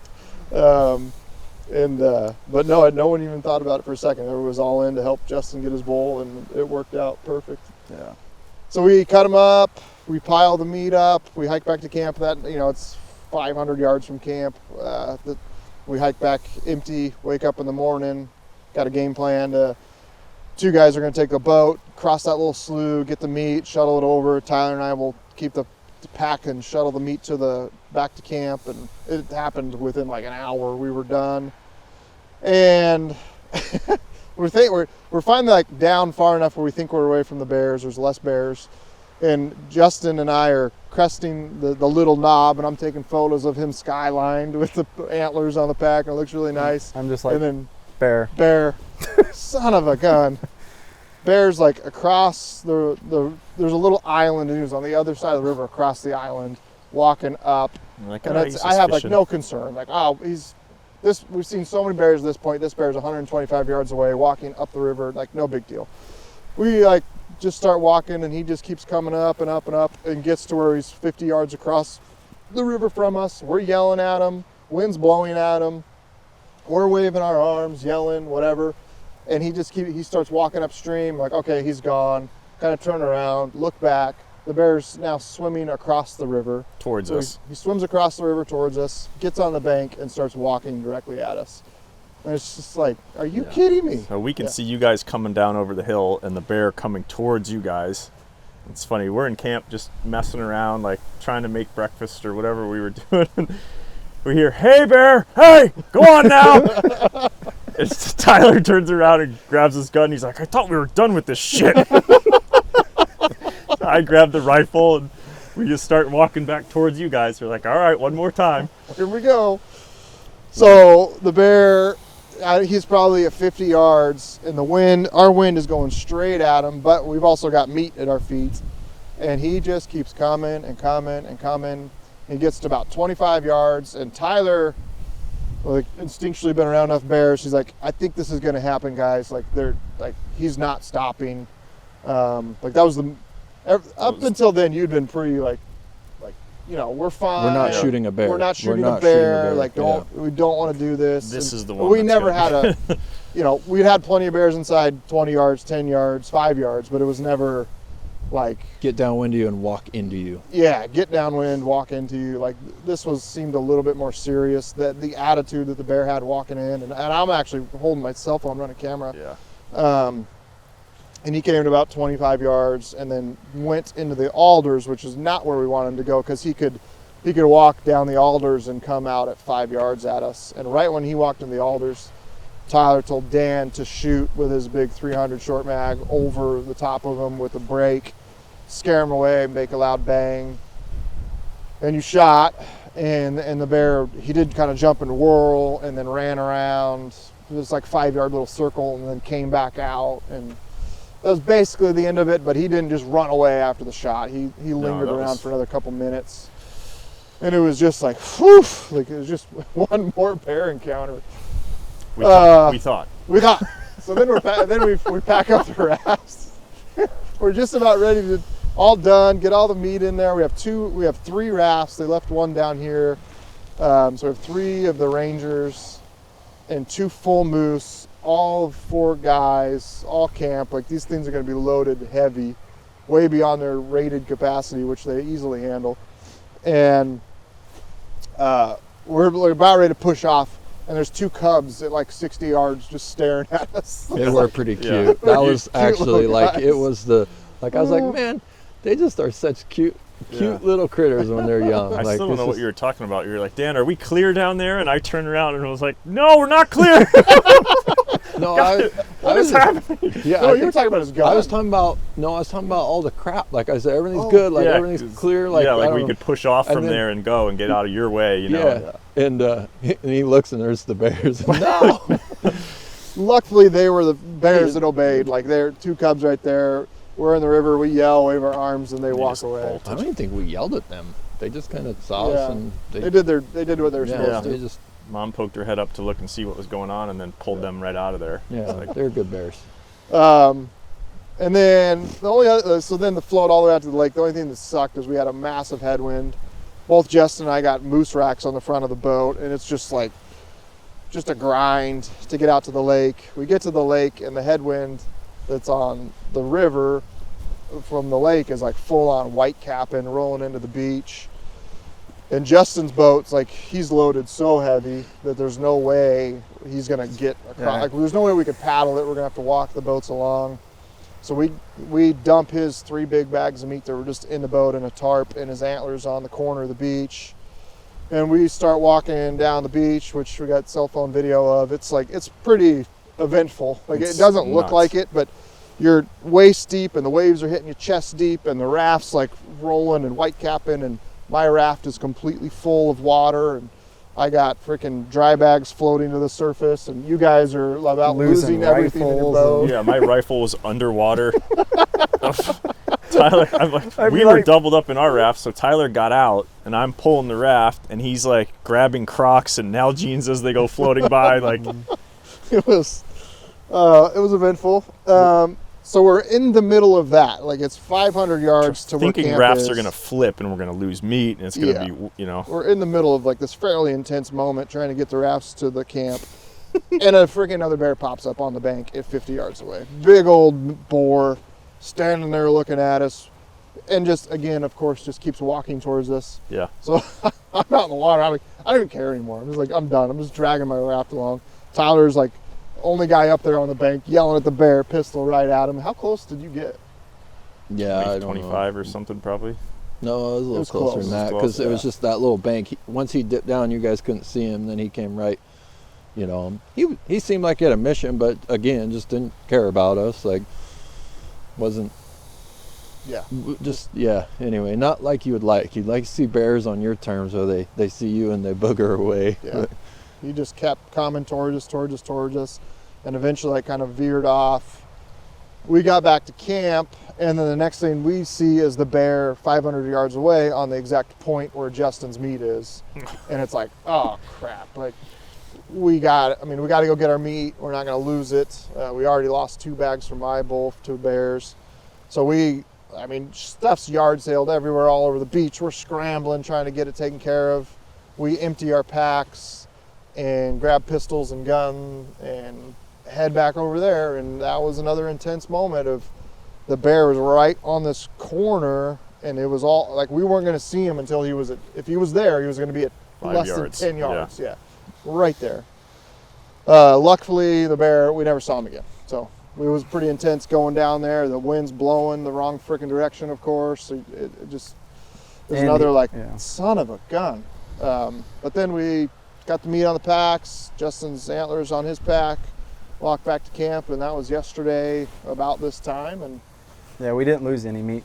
Yeah. He didn't touch it. he didn't touch it, find it. He even walked up to it. He kind of, where he came out on that point, he ended up going back in the brush and went behind it, which put him where he didn't have its wind. Yeah. So got lucky there. Yeah, it was a close one. Yeah. Then we turn around and we're packing those full quarters back up here. Everybody's got 100+ pounds on again. And we get up to camp, and there's a bear out in the lake, out in front of camp, catching Another bear. fish. How many bears, like, if you had to guess? I couldn't. 100+. Maybe you've seen the same one 5 times. Over 100 Yeah. sightings. Yeah, easy. But I mean, we had a Yeah. dozen encounters inside 50 yards, like easy. More than that. Yeah, I'd say 20+. I don't know. You can't track it all. It's been so ridiculous. It's been very nerve-wracking. I think Tyler's the only one who's like, I think I want to come back and hunt this country. Well, I mean, rest you of us guys are all done kill with- 60 inch bulls. I'm the one that shoots the barely legal, and now I'm like, maybe I shouldn't be so trigger happy. No, I don't know. The bear stuff is definitely nerve wracking, but I think as long as like we've learned, right? Like we've talked about it coming into this hunt. Yeah. We have the bear fences. We use them appropriately. We keep a clean camp. We don't spread food and crap everywhere. And as long as we do that, and for the most part, you don't have issues. It's, and we talked about the carcass thing, like probably wore out our welcome there, like less than, on that. But I don't know. I still feel that way. Like these bears are just trying to live their lives, and we're not. Yeah. We're not like getting chased down the hill by them. Like they're just doing their thing, and sometimes we get in the way. And sometimes you get those curious ones. Like when we were trying to load up Justin's, I thought we were shooting that bear. Like that was 2 times this trip. I thought I was shooting a bear. Was the roaring in camp when you're surrounded by 3 bears that are fighting. There's a carcass. There's a lot going on. Like I thought I was going into a situation because you're there, and camp's there, like protecting our safety net, which is our survival gear, and also you, and then that situation where we're loading up Justin's bull and had that bear. But for the most part, I haven't really felt like they've been close. Yeah. And it's scary, like it's not fun, but I don't know. I felt like those 2 encounters, the only time I had that mental switch is like, I'm actually might pull a trigger this time. Every other time, like even going up to you in the camp, I remember saying to everybody, like, listen, we're not shooting a bear unless we absolutely have to. Like I've really been trying to, like, and I say that to you guys, but I'm also saying it to myself. Like that's myself reining, because you want to rein yourself in and not get to that point where you're a little too trigger happy, I guess. Mm-hmm. Yeah, we've never, not a single bear's charged or anything like that. It's just been a lot of very close encounters where the bear could go left or right, and if they go left, it's they're so damn close. And they're big. And they're big, yeah. Not moderate. not moderate sized bears. So many sows with cubs where you're just like, you don't know. Yeah. It is intimidating though, like the night with your deal, you know, where you floated into camp by yourself. Yeah. And they're fighting, like, and they're serious. Like, I don't care who you are. Like, that, the sound they make when they fight, like, yeah, man, that just, they get after it. We're sitting in camp at night listening to them fight. Yeah. Just the roaring and splashing in the water, and you and I are 10 yards from the creek. We can hear bears walking in the water. This place is awesome. I mean, right now there could Jurassic be Park. like no joke. Like last night, we camped here. We had the bear walk right up the beach, Yeah. come There's right probably to been where 2 or camp 3 is. that have walked by Yeah, since Yeah, we started this. this is like 1/100th of the amount of bears that were upriver. You know, they're down here, but not near as thick. Man, it's been one heck of an adventure. Like I said, I don't know if I want to come back to this country, but we've sure made a lot of great memories. I don't know, any highlights, Dan? Anything comes to mind? The top two from the trip? Oh man, I think we covered most of the highlights. It's just been a whirlwind the whole time. We were just like, you didn't have time to sit around and think and be worried about stuff. It was like, this is what we have to do today, and it has to get done no matter how many bears or how many other things happen. Mm-hmm. And it was just that way the entire trip. Like, I mean, that part was like, you know, you think moose hunting, we're going to sit around and call and relax. And it was like, there was little windows of that, but killing a bull every other day, it was, today we move camp, and then we float down here, and then and now we have another bull to cut up and move over to this spot. And it's just the whole time there was a list of chores that had to be done. So Yeah. it was cool. It kept us occupied, kept us stopped. You know, we weren't sitting around being worried about bears. It was just like, they were there. this is what we have to do, and we're all going to do it. And nobody ever hesitated. It was like we're all on a mission from the point we got off the plane until we got down here, basically. And today was like, Yeah. decompress and hang around and Yep. get to laugh about it a little. Justin? For me, simple, just don't tap out. I mean, I was right there ready to basically be done with this area in the hunt just because of the bear encounters and all that I experienced with your guys' kills, and content, I guess. But having more days, you know, having a couple extra days, having good hunting partners that are motivating, and for me that was the highlight, just clicking the switch to being back engaged and ready to hunt. And yeah, obviously killing the moose I did was couldn't ask for a better trip. Yeah. I saw that in your eye. Like, when we popped up on that knob and you realized that bull you had seen was right there, it was like you instantly went from like that, like, oh, I'm ready to like be down to the beach and relax, to like, no, we're hunting moose again. And a lot of it was, this country is, there's so much we wanted to go explore and go hunt, and it's just almost out of reach. And a lot of that out of reach was the logistics of how much meat we had to move and where the bears were. And if it was a hunt back in the States, we just go and do it, you know. But when you're moving that much and moving 3 moose,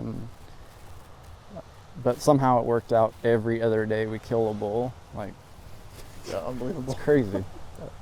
It was, couldn't ask for a better, crazier moose experience. T-Bosh? Yeah, man, I definitely did not think we would pull off shooting 4 bulls. I mean, the efficiency, and you know, it is what, like, you and I have done enough hunts together now, and it's have that mindset that it can be done, and stay positive. And you know, we definitely did that. And I mean, going into it, it was like, I know it can be done, but I knew how much and like, I guess the thing I underestimated was just how much more efficient we were with the rafts and everything, though. Like, my experience with getting moose places, you know, here in Alaska is like, man, you get a moose and that's 2-3 days, and I'm sitting there doing math, 4 moose, 8 days, like, everything's like, I'm just not seeing it come into this. And then it's just, we worked as a team, and each and every one, like, you know, you guys all came down from my bull and helped, and we broke that down in no time. And then, you know, Dan and I knew like we could take care of his, and that kept you guys out hunting. So we took care of his and didn't, you know, purposely ask you guys not to come, like keep hunting, we got this. And like every aspect of it, I guess my takeaway is how well, like I've individually hunted with you all at some point. Like Dan and I've done a hunt in Oregon together, and Justin and I've been in a support role in at least one different deal, and obviously I've been out with you enough. But it was just neat to see how we all came together as a team, and then essentially that's the only way this works. Like that's the only way you kill 4 bull moose anywhere, like let alone here. And then I don't know, just like getting after it, splitting wood. That's what we did. Yeah, that was we split a lot of wood. We had a theme going for like I think it was day one we established just splitting wood, like just doing work. We've got work to do, and just have that mentality of like this is going to be hard, but as long as you put your head down, you go to work, and you keep a good attitude, like good things will happen. And I was Dan. So what's your rule for me? You're in Dione's rule, like the 120%. Yeah, everything Steve plans from death hikes to hunting trips is he assumes the best case scenario plus 20%. So we're going to cover this country at this speed, and we're going to do this X, Y, and Z, and it's always you see the goals, and you're like, I don't know. Okay, that'd be nice, but and I think we operated at 120% all week. And with plenty of adversity too, which is I guess for the experience project so far, we went 4 for 4 on caribou with 4 great bulls. We got 4 for 4 here with moose. And I was telling Tyler and I were talking about a little bit about just the just being consistently successful. And I think it takes 1, a willingness to work hard, and 2, you have to pair that with a good attitude, because that keeps you like motivated and going forward. 2, it takes good like hunting knowledge and skill set. Like what do the animals do? How do you get set up? I think shooting, like I think there was 1 or 2 opportunities where we potentially had a shooter bull. Nobody made mistakes. Nobody missed shots. Nobody rushed anything. Like it was all like, it was freaking dead, right? Like taken care of. So 2, just like that skill set of hunting, and then you do need luck. But if you do those other things first, then luck tends to happen. A lot of guys I don't have any bad luck, but they shoot themselves in the foot at times with a bad attitude, or they throw in the towel and they hike back out and leave with a couple days left to hunt. So you just start pairing all those things together. I think you definitely can breed pretty consistent success. Man, what a trip, what an experience, what an adventure.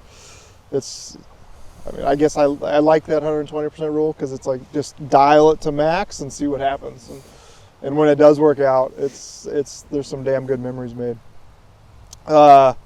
Boring stuff. Let's talk about gear here a little bit. Rain gear was something we were testing for the project. Justin, you're wearing the Kuiu Chugach. I want to say it's TR. Thoughts? I liked it a lot. Very simplistic. There were not a whole bunch of features that I think rain gear needs to have. Moves good with the body. Dried out probably the fastest. The first day that we got rain, you could see the water droplets just formed on my stuff. It wasn't really saturating like the other guys' gear. So that was nice. Eventually it would saturate because we were just in rain nonstop, but I think it dried out probably the fastest out of you guys. So overall, as a lightweight set, I think they're really good. Yeah. Tyler, Sitka? Yeah, probably the thing we come up with that it performed probably second to the Kuiu, and I mean they're minor little things, but just how I like my rain gear to have a pocket up here. It just things like that. It's more personal preference, but other than that, they were awesome. Like I probably wouldn't recommend it if you asked me, hey, should I get this rain gear or something else? For this type of hunt, I'd definitely tell someone heavier, but but for a backpacking lightweight. Yeah, for backpacking lightweight, set of rain gear. They did great. Yeah. Dan, you and I'm wearing Canis pants. You were wearing Canis pants and jacket. Mm-hmm. Not so good? Well, they probably were the first to wet out. Yeah. I liked, like he was saying, some of the features of the jacket, the pit zips, and it fit me really well, which was nice, but probably weird because in a large, I'm not typically a large in a lot of stuff, so it's probably be bigger on most guys. Yeah. Especially with 3 layers and a puffy under it, I could still get into a large and have room in it. So sizing might be a little off for some people. And then, yeah, the pants were a little awkward. It's got that mesh webbing around the waist that once that got wet, it took forever to dry.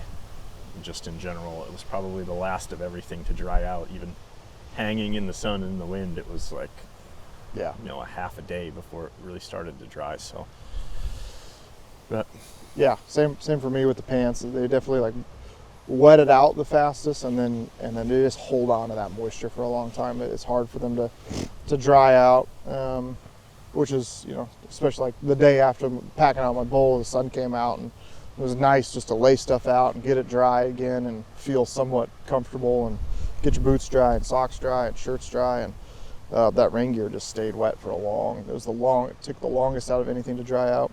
I was wearing the RAB companies. They have a jacket. We'll post a link to it. It's performed pretty well. It's a little bit cheaper, not significantly, maybe $50, $75 cheaper. I think overall I've been happy with it. If you could get it, say on a Black Friday sale where they're doing a crazy 50% off, I think it'd be a great option for $150 or something that it would cost, or less than that. So far so good. The mountain goat's still to come. I'm not sure if I'm going to be on it. We've got some work stuff, but Justin and Mark and possibly Jake will be on that hunt, testing out the rain gear further. We'll probably, I think at this point, swap out the Canis gear for a different option and get something else tested in there. Thoughts on overall, we kind of talked about this earlier, just sitting around the tents, but just things you would do differently. We can post our gear list from the hunt, what we brought, but then things you would do differently.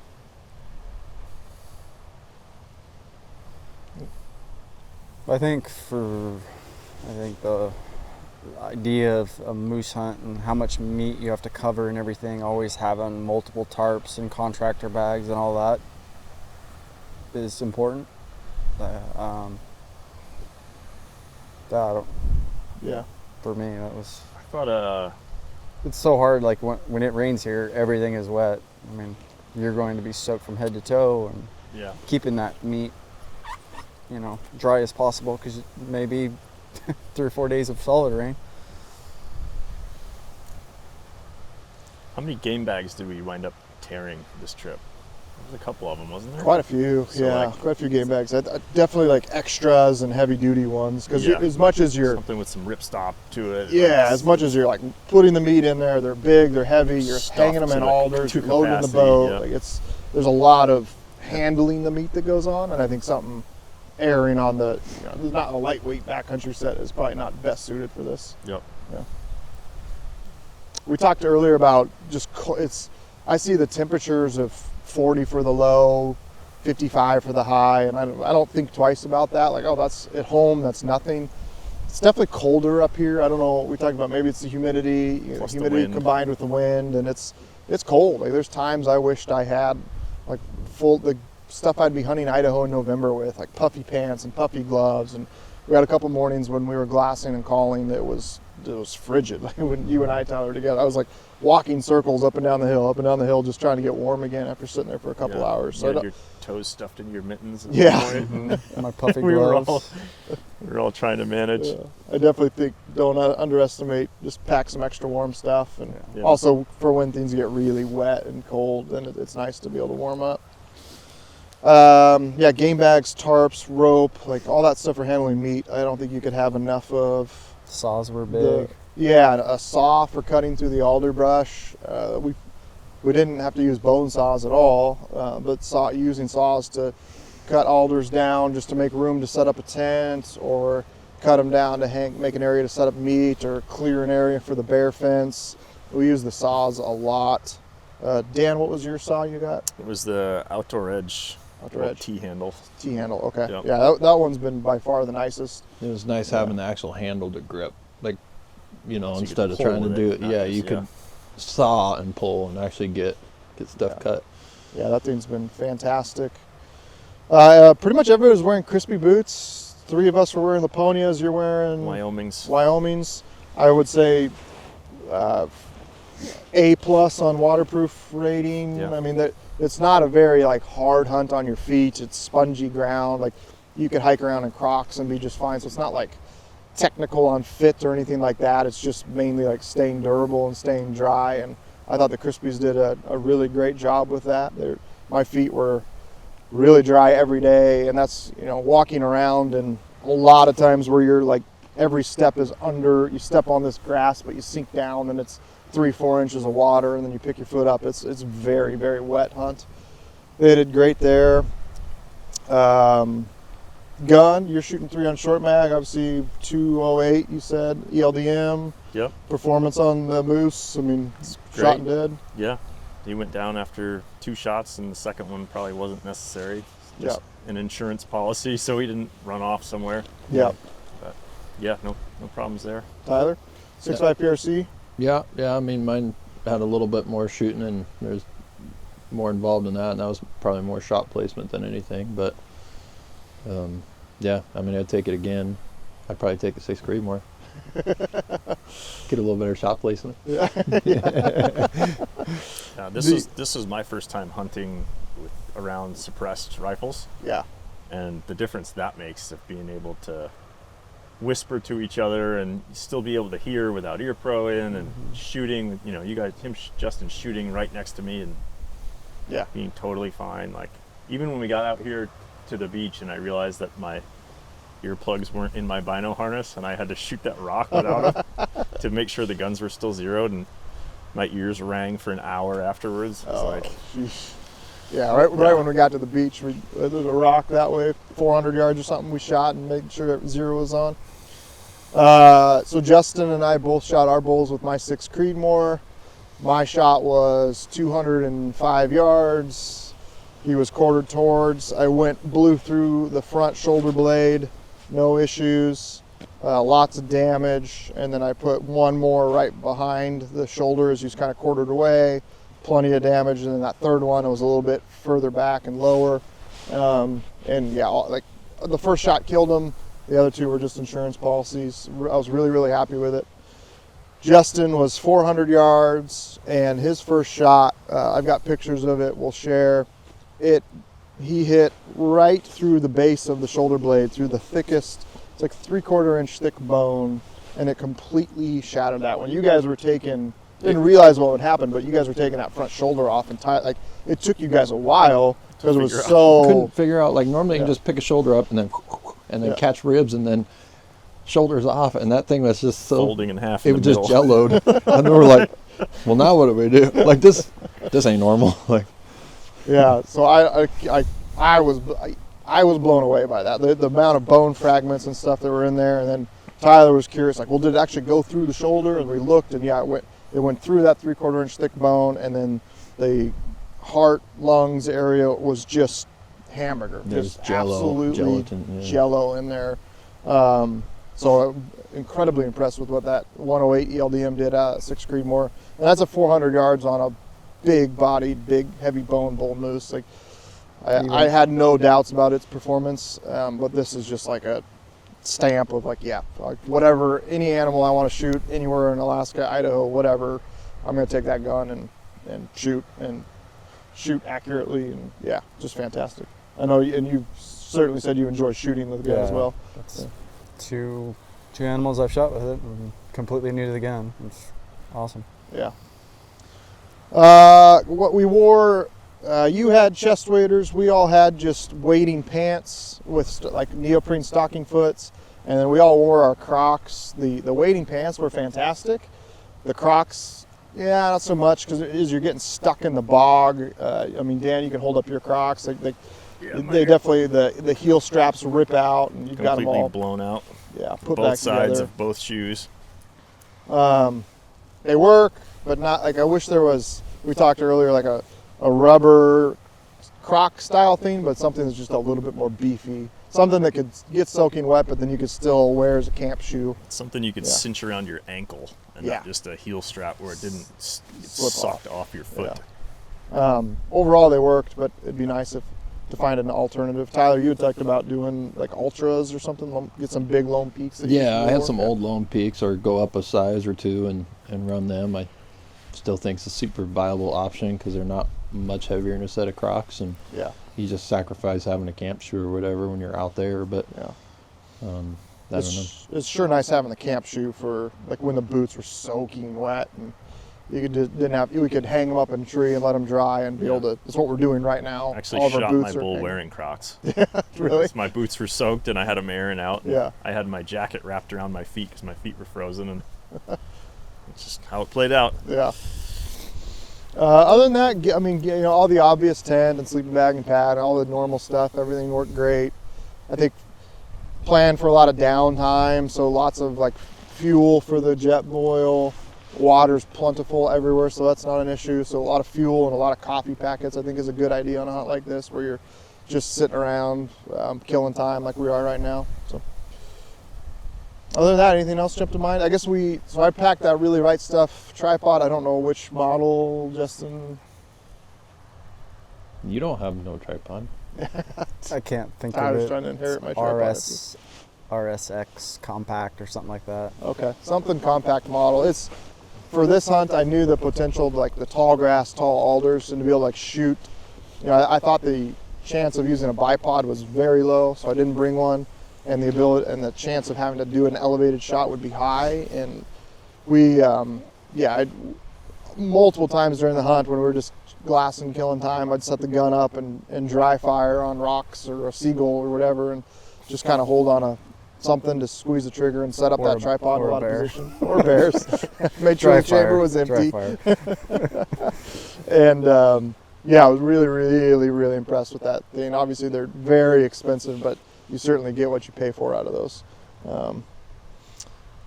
Anything else?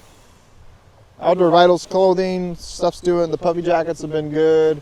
So far impressed. Still some work to do there as far as the pants are pilling up, and I think the DWR coating's the new PFAS-free stuff. I'm certainly not a fan of it, but so far so good. I mean, you called them the backcountry pajamas. These pants, in question their durability, they're actually, as far as tearing, super durable. Super durable. Yeah, Justin and I, well, you're not wearing them because they got filthy.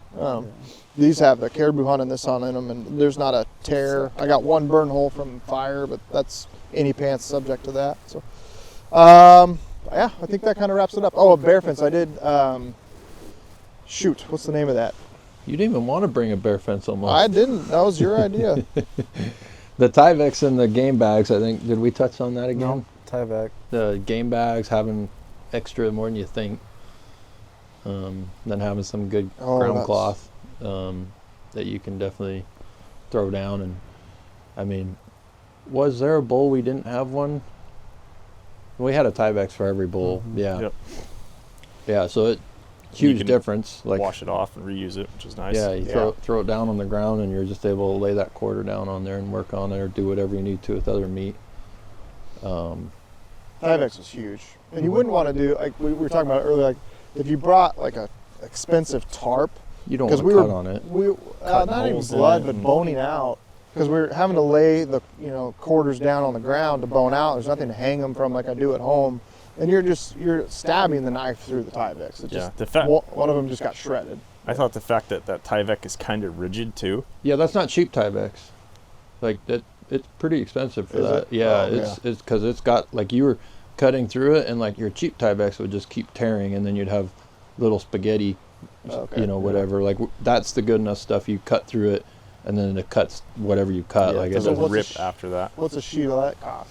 I don't know. But I remember like that was the stuff that like it's the highest grade Tyveks that they just sell in rolls for construction. Okay. Yeah. I don't know whatever that is. You can buy pre-cut sheets of that stuff on Amazon and Lowe's website and then everywhere, but it's not. I think it's $25 or $30 for a sheet that size.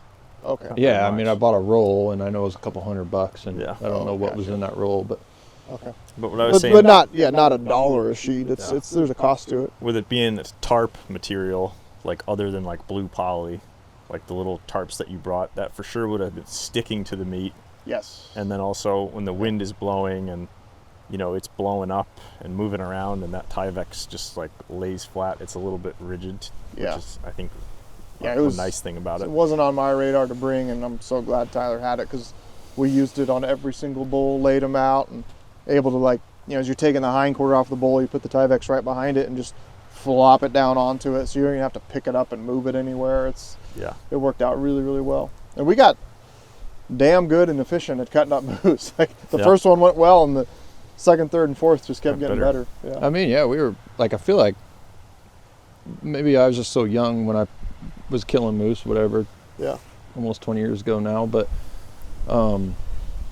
like compared to that, like I remember after my moose, I'm like, oh man, this guys, we're serious. Like, I look back and I was like, dang, well, this ain't gonna be as bad as I thought it was gonna be, because my experience is like I'm there all day, like whittling away on it, and we just got in there. We were 2.5 to 3 hours basically. And from start to completely boned out, done. Phenomenal job. Up. Like, we took pictures of all of them, just like super pick clean. Like, it's just everybody.